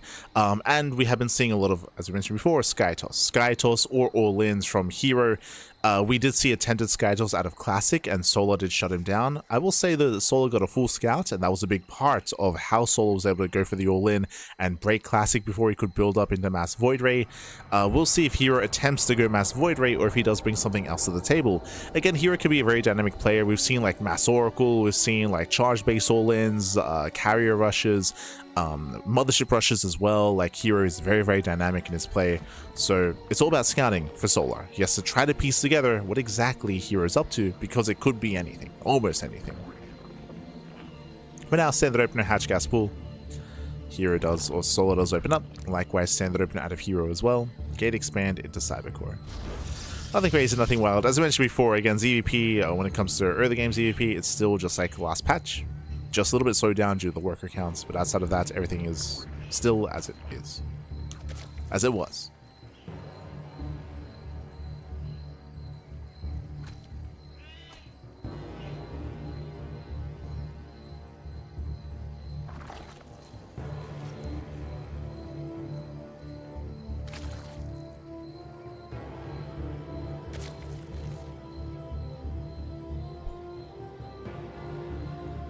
From here, we can soon go into a tech of choice. Once again, we're expecting a Stargate. There it is, Stargate open out of herO. Meanwhile, welcome to Rorschach. True, I didn't even get to speak about it. Is this the first time we're playing on... No, sorry. We had a previous game on Rorschach as well in the previous series, but we're going to Rorschach. Rorschach is a very small map of the map pool, the shortest rush distance out of any map in the current map pool as well, so hyper aggression is favored here on Rorschach. We can try to expand towards each other. There are these hybrid bases, there are goal bases as well, healing pad in the center. The map is crazy, is wild. Again, it does favor aggression, and we'll see who's going to be the aggressor. Now, one thing to add is that specifically on this map, short rush distance. The rush distance by ground is short, but also the rush distance by air is even shorter. So the idea of rushing into like Void Ray, into second Stargate, into additional Void Rays to snipe the main is much more viable here. Like to be able to get across the map, do damage, and overwhelm.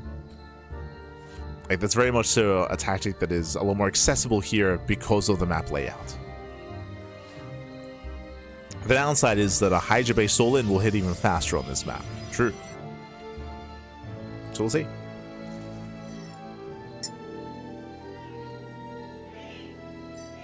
Show us what you got. Oh, okay, so a hidden second gateway. We're not going for a second Stargate. Void Ray opener into what looks to be an early council, or do we go for a third gate without a Twilight Council instead? We have been seeing some of this like vanilla gateway aggression. We saw that during Home Story Cup, if you remember. We saw some weird play on it in Home Story Cup out of the European Protosses.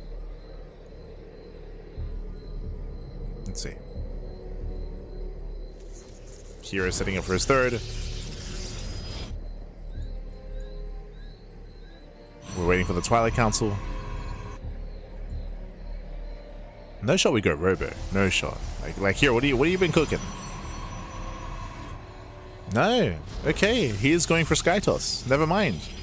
Now with the extra gateway, I mean, you can see he is making additional adepts. No, never mind, just cancel. I was going to say that he can apply some more pressure with adepts, but he is looking to go into that Sky Toss rush.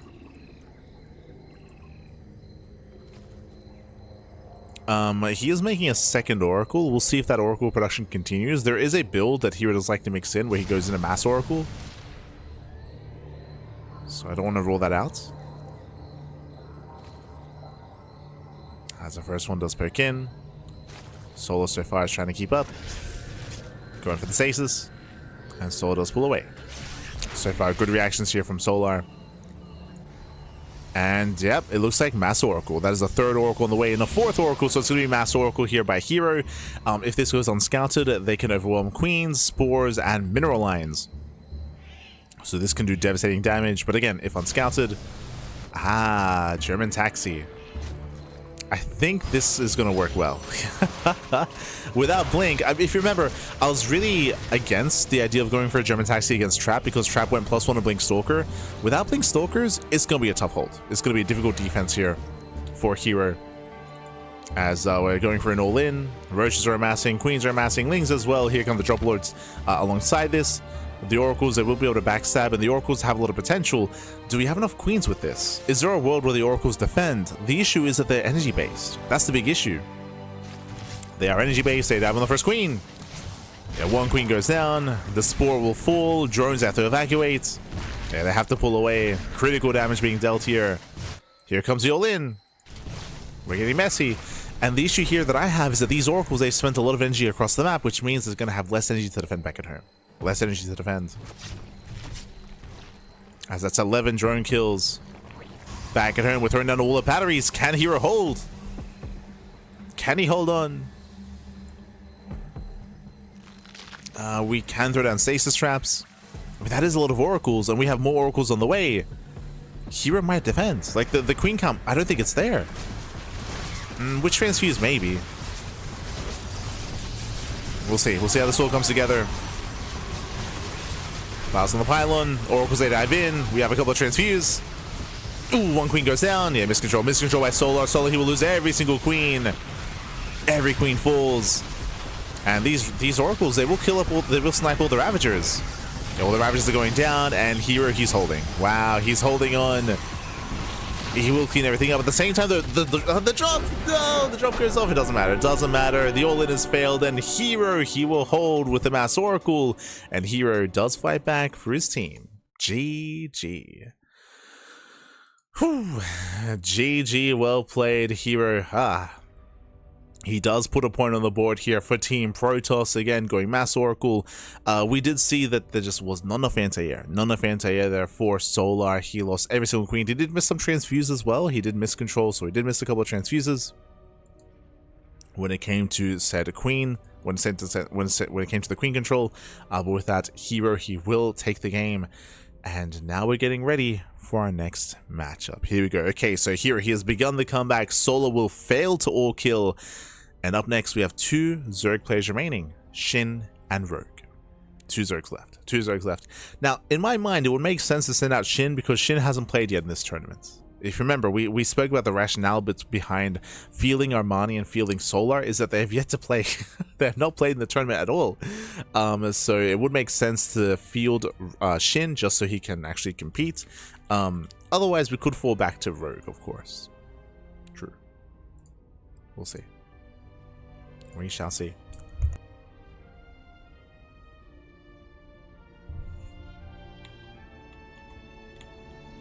So players are getting ready. It's going to be one of our two. And again, shout out to herO for going Master Oracle and for catching Solar off guard. Honestly, it was kind of like a build or a win. Like, Solar didn't know that herO was going Master Oracle. Solar, he just decided to go for his build of choice. herO was going for his build, and there was just a clash of builds there, essentially. And so herO, to be fair, he was able to react in time, recognize what was going on, and throw down all those batteries and throw down all the cannons. But again, the anti-air was lacking for Solar.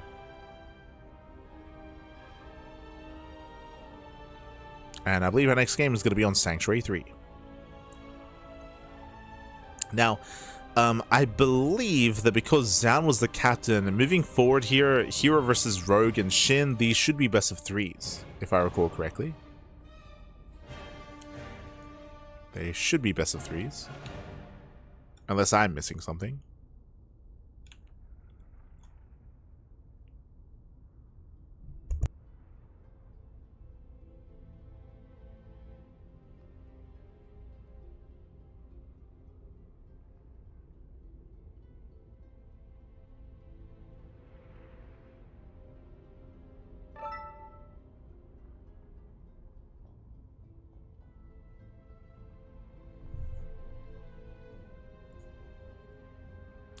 Go.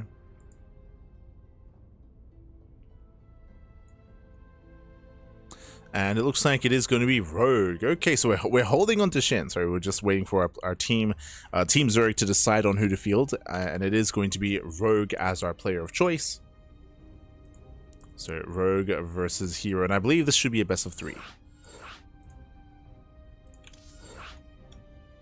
As we are getting our cameras ready.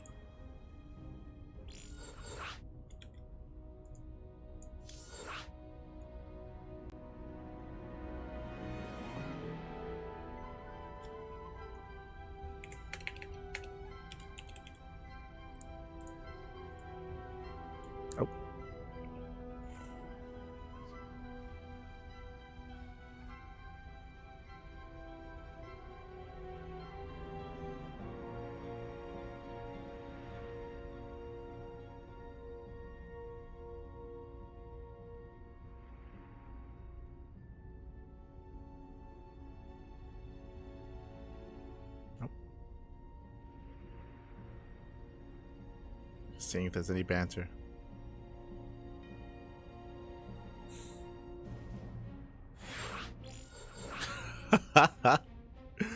Oh no, herO.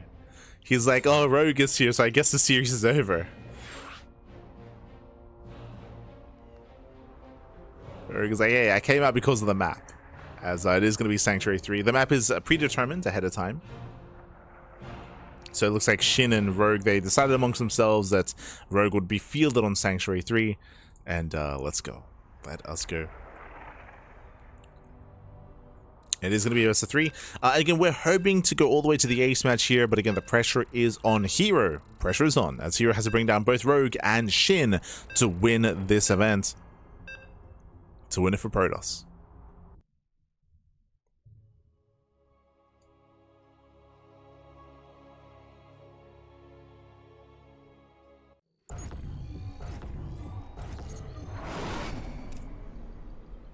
Here we go.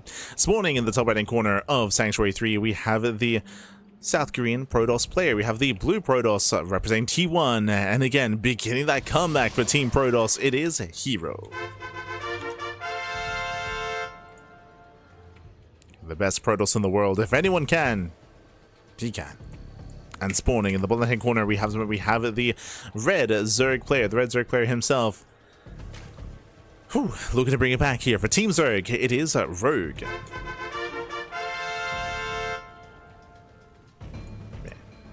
Here we go. as we are getting into game number 1 of this fresh best of 3, and welcome to Sanctuary 3. Sanctuary 3 is an interesting map in the map pool. Does have a secure 2-base setup, but does have a bit of a more exposed 3rd base options here, 3rd and 4th base. We'll see how our players do open up here. Because the slow zones, because of some of the terrain here, it is a little bit difficult to be aggressive on this map, at least early on. We're expecting more mid to late game play, but really what I'm looking for here is how herO will open up. Now, last game, herO went for a standard opener into a second Stargate into Mass Oracle, and he was able to pop off and hard counter the unscouted German taxi of Solar. Again, the all-in, the German taxi was scouted as the Oracles were doing damage, then herO realized, then he threw down the batteries and cannons. So again, it was almost like a hard counter in regards to just a lack of anti-air that Solar did have available. I don't expect Rogue to go for a German taxi at all this series. I don't expect that to happen. I expect Rogue to just chill, take his 3rd, take his 4th base, drone up, get up to 4-base saturation, and go into Ling Hydra, and just play standard instead. Those are my expectations from Rogue, but we'll see. Island gets thrown down. A little bit further back. Interesting. Might just be to help with scouting, just because the main is so large.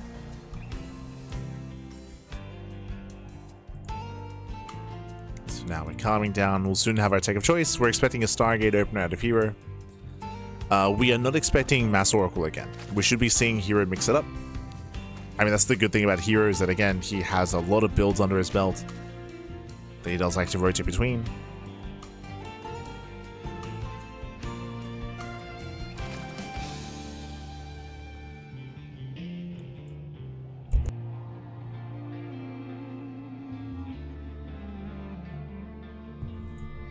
As herO doesn't even open early Zealot to fully wall off.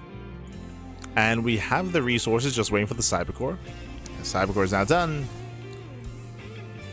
And it is the Stargate. So Stargate opener out of herO. We'll see if it goes Void Ray or Oracle.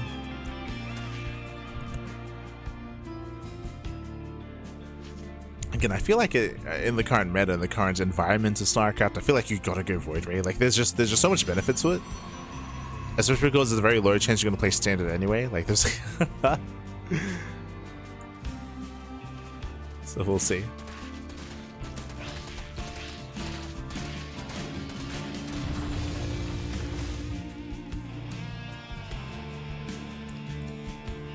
As the Overlord is currently parked at the natural. Yep, before their opener out of herO. Again, like, I feel like this has to be the go-to in the current, again, the current environment. Void Ray, hunt down the Overlord, hide your tech. And then from here, what do we go for? I wouldn't be opposed to like second Stargate Void Ray instead. I wouldn't be opposed to 8-gate Blink. Because it's a best of 3, herO has a little bit more freedom to take some chances and take some risks, as there is more wiggle room here, as opposed to a best of 1.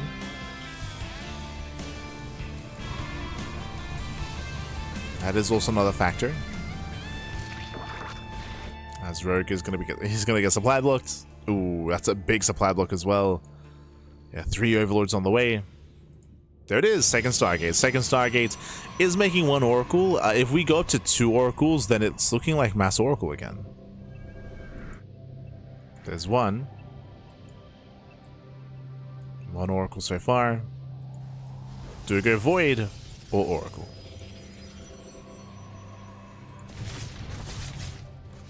And the answer is Mass Void Ray. Okay, so it is a different build. Last game, it was double Stargate Mass Oracle. This game is double Stargate Mass Void Ray, which is a little more standard. If you recall, we did bring this up earlier as the upside into the main base. 3 drones going to be going down, nice damage. But if you remember, we did refer to this build when Classic did it earlier in this broadcast. Now Classic went triple Stargate Mass Void Ray. It's something that we've been seeing a lot more commonly in ZVP. It's one of the ways to try to play into the mid game. Again, it's either all-in or Mass Void.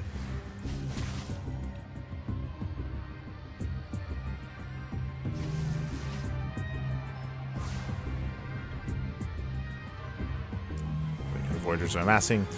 From here, once we build up a healthy Void Ray count, we can go for the Fleet Beacon into Mothership. We could technically try to go for like a Twilight Council into like a charge follow, but nah, there it is. +1 flyer attack, +1 air attack is on the way. But if I keep shading. There's that Fleet Beacon for the Mothership, and for eventually to switch into Carrier and Tempest. But you do want to build up a healthy Void Ray count first. You don't want to cut too many corners, otherwise you can just die. So there's a balance here, a balancing act. With your Voids, with your Skytos. Lings they pick in. And here he still has hidden, he still has hidden his Void Rays. The Lings that don't check the Cybercore. But they should, and they will.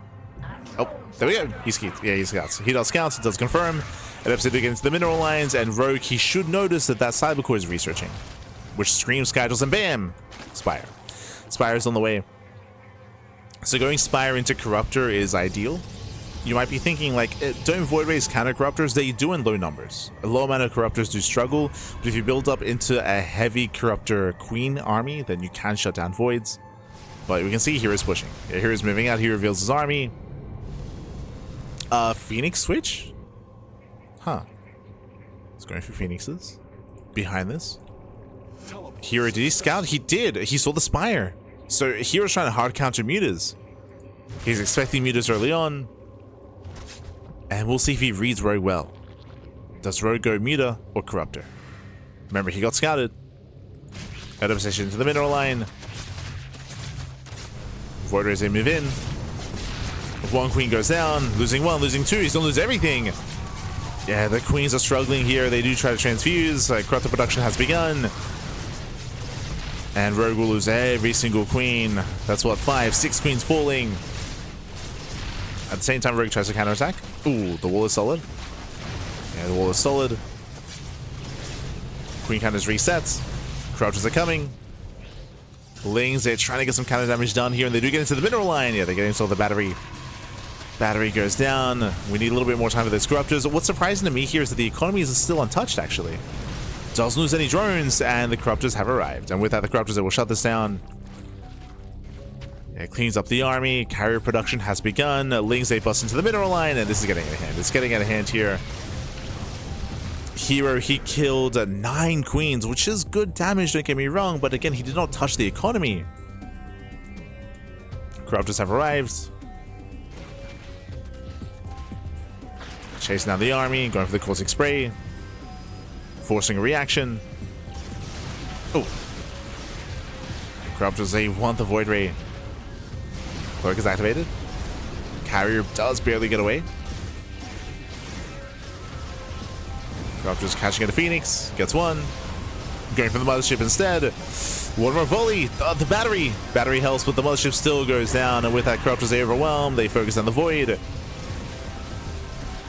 Catching on one more Void Ray. Ooh. Sniping a Phoenix. And Rogue, he's getting out of hand. We have 9 more Corruptors on the way. 9 more Corruptors back.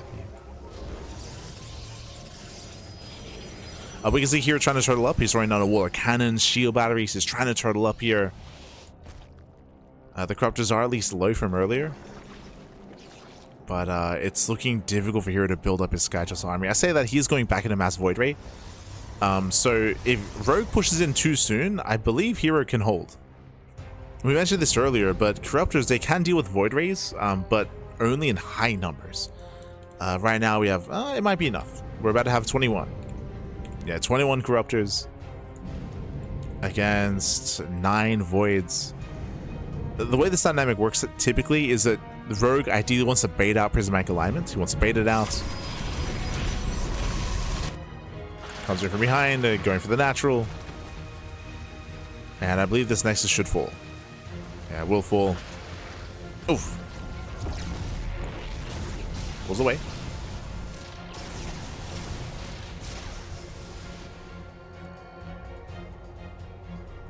Does pull away, rotates around. We're building a mass Roach Ravager. Ravagers are actually a really nice supportive unit here. This Skytos army is prone to clumping. And forcing Micro out of the Void Rays is always ideal. So ideally you want to hold on to those biles and use them on the SkyToss. For now, knocking down the side defense.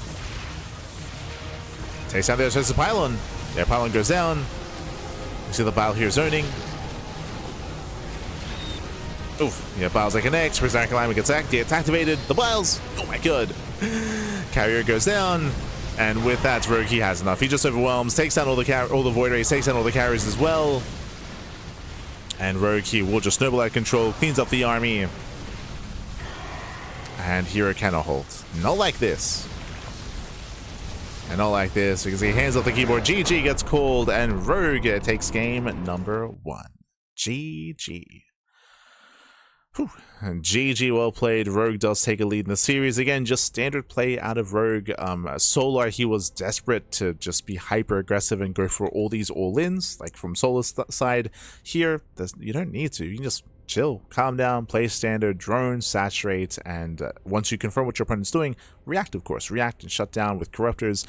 There was, of course, an earlier window where herO was doing damage. Remember, he killed 9 queens. That was a lot of damage, don't get me wrong. 9 queens went down, but we also emphasized that he failed to really do any meaningful economic damage, and we saw that Rogue was able to buy time for the corruptors. Long game there, just a bit of a longer output, a longer outlook, I should say, as he was just able to buy time for the Spire, for the Corruptors. Lings were able to counterattack, and once he built up his Corruptors, he shut down that SkyToss. GG.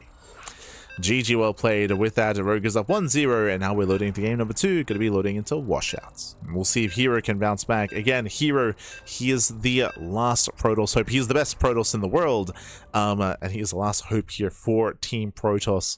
Otherwise, Team Zerg, they still have Shin behind this as well. They still got Shin. Rogue has that safety net. And let's go.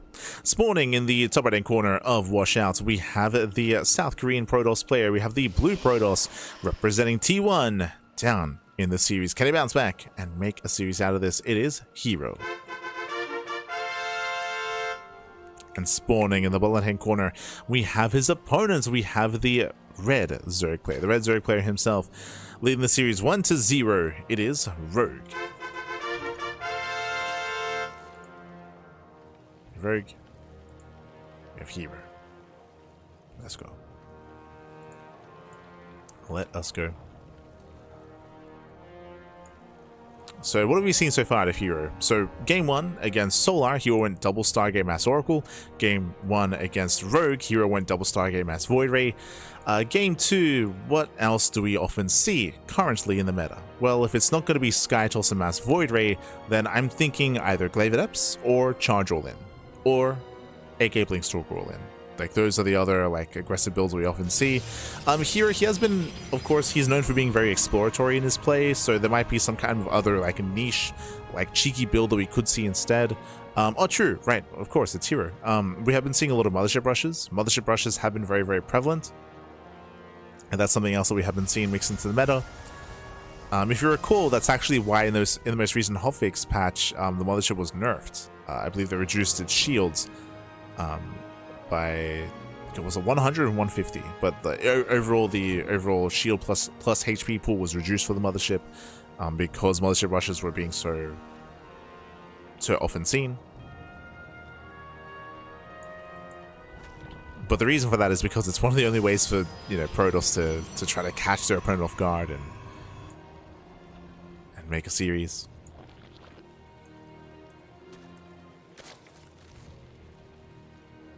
Oh boy. So we'll see. We shall see. For now, just going for the Cybercore and eventual pylon into the main. Eventual Stargate, we're assuming. It's quite rare to see Twilight Council openers. It's even more committed nowadays, if you do see that kind of play.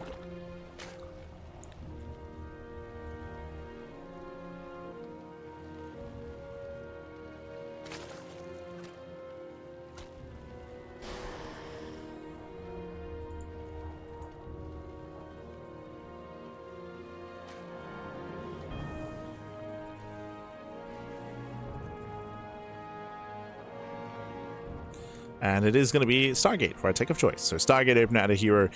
With this, once again, we'll see if he does go. I mean, I said this in the last game, we do expect a Void Ray opener. Void Ray openers, they just make the most sense right now. So we'll see if he does embrace that here as well. But the follow-up is really what we're paying attention to. Like whether we go second Stargate again or something else. We're here to see, we're here to find out.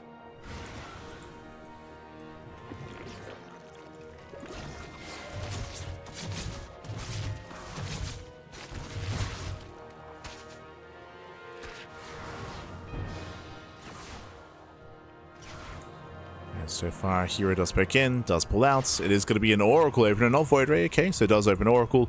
This does mean that... never mind. There's an alternate way to shut this down. Stalker. So instead of going for the Void Ray to hunt down the Overlord, it is going to be Stalker. The Overlord is now stuck on the pillar, and that is what the Oracle will provide, high ground vision, to focus down that Overlord. So typically, if you want to hunt down the vision and deny scouting, it's either Void Ray or Oracle plus Stalker.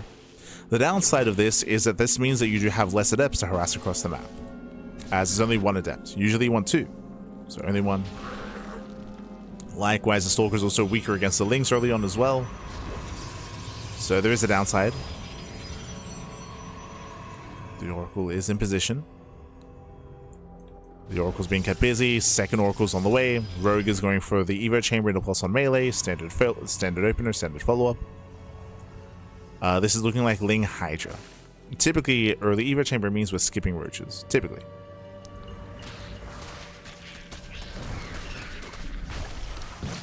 So Oracle's a zone away. We are going to be opening up triple Oracle. So triple Oracle opener. No fast tech yet. No fast tech at all. Okay. There's that melee output that we did mention. And so far, it looks like hero's playing standard. Twilight Council gets thrown down. We're waiting for a Forge. Probe is in position. Oracles, they will shut down the Spore. They get a kill. Ooh, kill not a cancel. Rogue not able to react in time. Slipping up. Where's the Forge? herO has the money for it. The Probe was in position.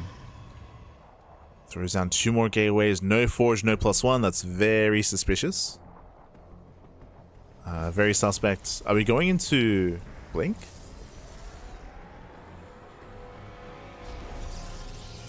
Charge. Okay, we're going for early charge into Templar Archives, but late Forge, late +1. Let him cook, baby. Let him cook. The reason why I put so much emphasis on the lack of Forge, one, I mean, herO can afford it. herO, he has resources for it. But lack of Forge tells us that herO is not really thinking further ahead.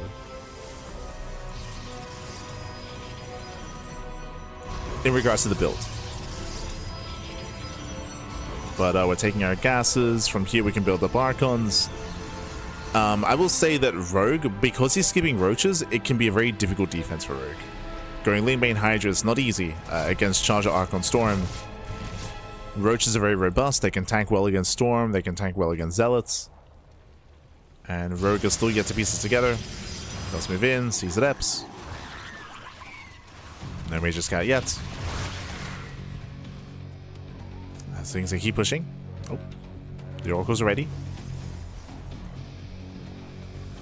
Oh, and we're going Lingbane Spire? Oh god, I think like herO, there's a big window here where herO can just pop off. Like Rogue is being so greedy. I mean, it depends, right? Because now we see Double Forge. Double Forge is on the way. Double Forge makes sense to catch up because herO is behind in upgrades. But if herO plans on defending and turtling and going to Double Forge and double upgrades, then Rogue is going to have so much freedom to get into his meta play. Yeah, it's we're getting rowdy. we're getting rowdy, pappy. We're getting rowdy because initially I assumed that herO was going to go for an earlier push, but the Double Forge says otherwise, which means Rogue can get away with the Spire. Yeah, High Templar are scouted, Immortal as well. Now Rogue knows. Now Rogue knows 100%. He's fully aware of the build, fully aware of the tech. Prism is coming, and there's a big window here where herO can punish Rogue. Big window. Mutaze will not help in the defense. They don't help.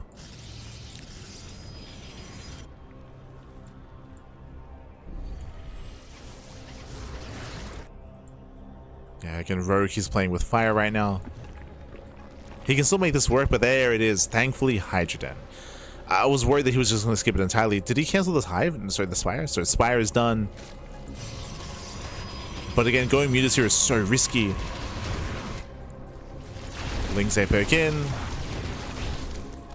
Here we go. We have 9 Mutas on the way. Oh, Lings they do bust into the main, actually. Bust into the main base. Cannons in position. Army's moving out. I mean, even again, Lingbane Hydra is going to be difficult to defend with. That's things they do bypass the army. They get across the map. Flapping on Zealots. Oracles, they shut this down. And we'll see how herO reacts once the Mutas reveal themselves. Mutas are on the way. And does herO just counterattack, or does he try to keep up? Oh! Ooh, Templar gets caught! Yeah, catching out 1, 2 Templar. Very nice catch out of Rogue. Catching out 2 Templar and the War Prism. Ay, ay, ay, a rough start. Phoenix production has now begun. Archons, they morph in. Yeah, morphs in the Archons, and hero's just pushing. Yep, hero's just pushing. He's just moving out. So these Mutas, they've triggered a counterattack. Catching out all 3 Oracles. And how is this dealt with? That's my question. Do we have enough Lingbane? herO does snipe an expansion. Lingbane is amassing. We need more Lingbane. It's only 2 Archons. That's not enough. It's only 2 Archons. And Rogue, he does counterattack, gets into the middle line. hero's moving in. This is it. Shows the Banelings. Yeah, Banelings. Oh my god, no splits. Yeah, they smash into the Zealots. They chase them down. Massive connections. Every Zealot falls. And ideally, the Archons want to be tanking, not the Zealots. And with that, Rogue defends. Yeah, Rogue, he defends. He shuts us down. We'll pick up one of the Archons. And in the end, Rogue is on it. Rogue, he kills 19 workers, 19 probe kills. He does have to avoid the Archons, of course. But, I mean, he's crippled the economy. He's done his job. The Mutas have done their job. Oof. Once again, they have to respect the Archons. hero's moving out. Banelings, they smash into the mineral line. 10 probe kills. And back at home, does Rogue have enough to defend? So far, 8 Banelings. 8 Banelings. Trying to get on top of the Archons. Dust around. 1 Archon goes down. Gets 1, gets 2. And there's no juggling. No juggling. It looks like with that, Rogue holds. There's not enough anti-air. There's not enough anti-air. Now we have 2 Archons coming in, but they're too late. They're too late, man. Yeah, too little too late. The Mutas, he got away with it. He did barely get away with it here. You can see the Mutas, they barely do come out on top. Still very shaky defense. But the Mutas, they hold, they defend, they shut down the Warpin as well. And with that, Team Zerg, they will come out on top, as Shin will never get to play. Shin did not play day 1. Shin, he will not play day number 2 either. Shin just casting back. True. He's here to sit back and let the boys get to work. Ah. I think it was tense. It was very tense. Seeing herO build up into his own charge of Archon. But again, because of the double forge, he went for a later push, a later timing. Mutas, they got up and running. They were able to counterattack. We saw that herO did try to push himself, but we saw that he overextended. He ran into a massive wall of Banelings. Rogue was ready in time with all the Lingbane. Typically you want the Archons to tank, but GG gets called, and Rogue, he will take the series 2-0, taking down herO. GG. GG, well played. Congratulations, Rogue, you will claim the series, and Team Zerg will come out on top. GG. GG, well played. Congratulations.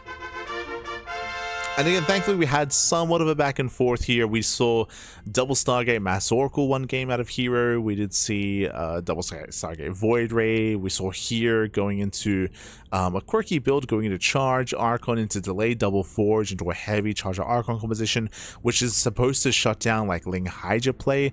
The Mutas was risky, but Rogue did pull it off. Did pull it off in the end. GG, well played. Congratulations here to Team Zerg for claiming the win. And shout out to Team Protoss for coming in 2nd place. And I believe that they're going to be having a captain interview again. We saw that last time. We might see it again. Hold on. Let's have a look. Let us have a look together here.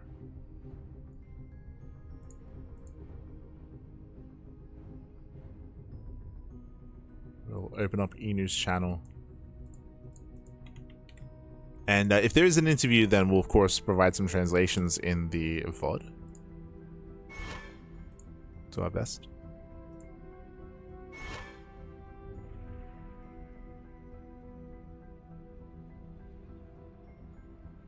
와 진짜 오늘 이병렬 GSL CK에서 초탈 15연승 정말 미친 경기력을 보여줬습니다. Let's see. 자, 이렇게 해서 I know they had an interview last time. I don't know if they'll do one again. 자, 오늘 버그의 최종 우승 뭐 I'm not sure, not sure. But regardless, GG well played. Congratulations, as again, Team Zerg, they'll come out on top in the GSL CK Race Wars. Again, I do think that this was a really good showing of the current meta of certain matchups, of specifically non-mirror matchups, right? TVP, ZVT, PVZ, and PVT, of course. They're all put on full display here, and you got to see kind of a wide breadth of things. It's I would say that it's important to bear in mind the context of these matches. There's a lot of people that don't watch the stream or that don't watch the VOD. They only see scores, they only see results, and they make certain assumptions. Like an example of that is that we had a back and forth here in the finals. True. But what did the games look like? We saw some hyper dedicated, hyper committed play at a Protoss, whether it's Sky Toss or all-ins from players like Zoun, players like herO, players like Classic. Remember, Classic tried to go mass Void Ray as well. Like, that is what the meta currently is at the moment for PvZ. So you might be looking at the scores, might be looking and might be seeing like, oh, like Zoun won some games, herO won some games. That means like they're figuring out the meta and then things are balancing out. Well, the current meta is being established in a certain way, with a lot of Sky Toss and a lot of all-ins, which I would say is not very healthy for the game. If we're reverting to like this like 2021, especially 2021 like esque era of mass Void Ray Sky Toss, I would say that's a negative thing. Same with ZVT. We've been watching ZVT over the past couple of weeks. You might be looking at it, might be thinking like, oh, it's like a back and forth going on between Zerg and Terran, but it's also Terran's going for non-stop all-ins. Like a lot of like 1-base all-ins, 2-base all-ins, proxies, and just hyper aggressive play, just because of the current state of things. Now, I'm not too concerned because we're expecting a patch, right? We're expecting a hotfix patch to happen. I don't know when it's going to happen, but I think I want to say that Blizzard are fully aware that the current state of StarCraft is not in a good place. So we're all expecting a patch. What is in the patch? Hard to say. Like, we don't really know what's going to be in it. I think so I'm not concerned about that because I feel like there's probably going to be a patch that happens. I think my only concern about StarCraft at the moment is I feel like this might be the only one, as in because the StarCraft team is so small, we don't expect to get like a hotfix like every week until September. Like, that's not going to happen, right? Like, or every 2 weeks until September, until BlizzCon. That's not going to happen. Like, StarCraft doesn't have the most amount of attention from Blizzard. Their team only has a limited amount of resources and time to dedicate to StarCraft. So I feel like we're going to have maybe one more hotfix, maybe two if we're lucky. But I don't see too much more support happening for this patch, so that's my big concern. So that whatever happens next, the next hotfix patch, like it's gonna be good. It's gonna be good, just because like there's a very low chance that we're gonna be having continued hotfix for like another month. Like that, it'd be surprising if we do get that. I'd be happy to be wrong. I'd be happy if we do get a bunch of hotfixes for the next 4 or 5 weeks. But I don't have the most amount of confidence that that's going to happen. But regardless, with that, we are going to be wrapping up here. And again, congratulations to Team Zerg for claiming the win. Shout out to Team Protoss for coming in second place, and shout out to Team Terran for coming in final place here for the GSL CK. Once again, if you want to support GSL, you can do so via Patreon, patreon.com/GSL will support this tournament to help fund more events and fund a future season of GSL as well. Again, GSL CK is a fun event that does occur on a monthly basis. I say fun event event, we have been messing around a lot with the format of the tournaments. We've been seeing a lot of different changes, like race wars this month, or otherwise like single donation brackets, team league events, team matches where players, they draft their teams. It's been a lot of fun. It's been a lot of fun to see the different formats time, week after week after week, or sorry, I should say month after month, edition after edition. So we'll see what GSL CK6 brings to the table. We shall see. So big shout out to GSL, big shout out to Soup, of course. Soup, they are the main supporter of this event and streaming platform as well. Soup, they're a Korean streaming platform, so you can see the live coverage over on Soup. It is casted live on Soup in English and Korean, and not just that, but also a bunch of the players were streaming their POVs. So you can see not just the player POV, but also you can hear the team voice channel discussing everything. You can hear the voice channel, you can hear them discussing.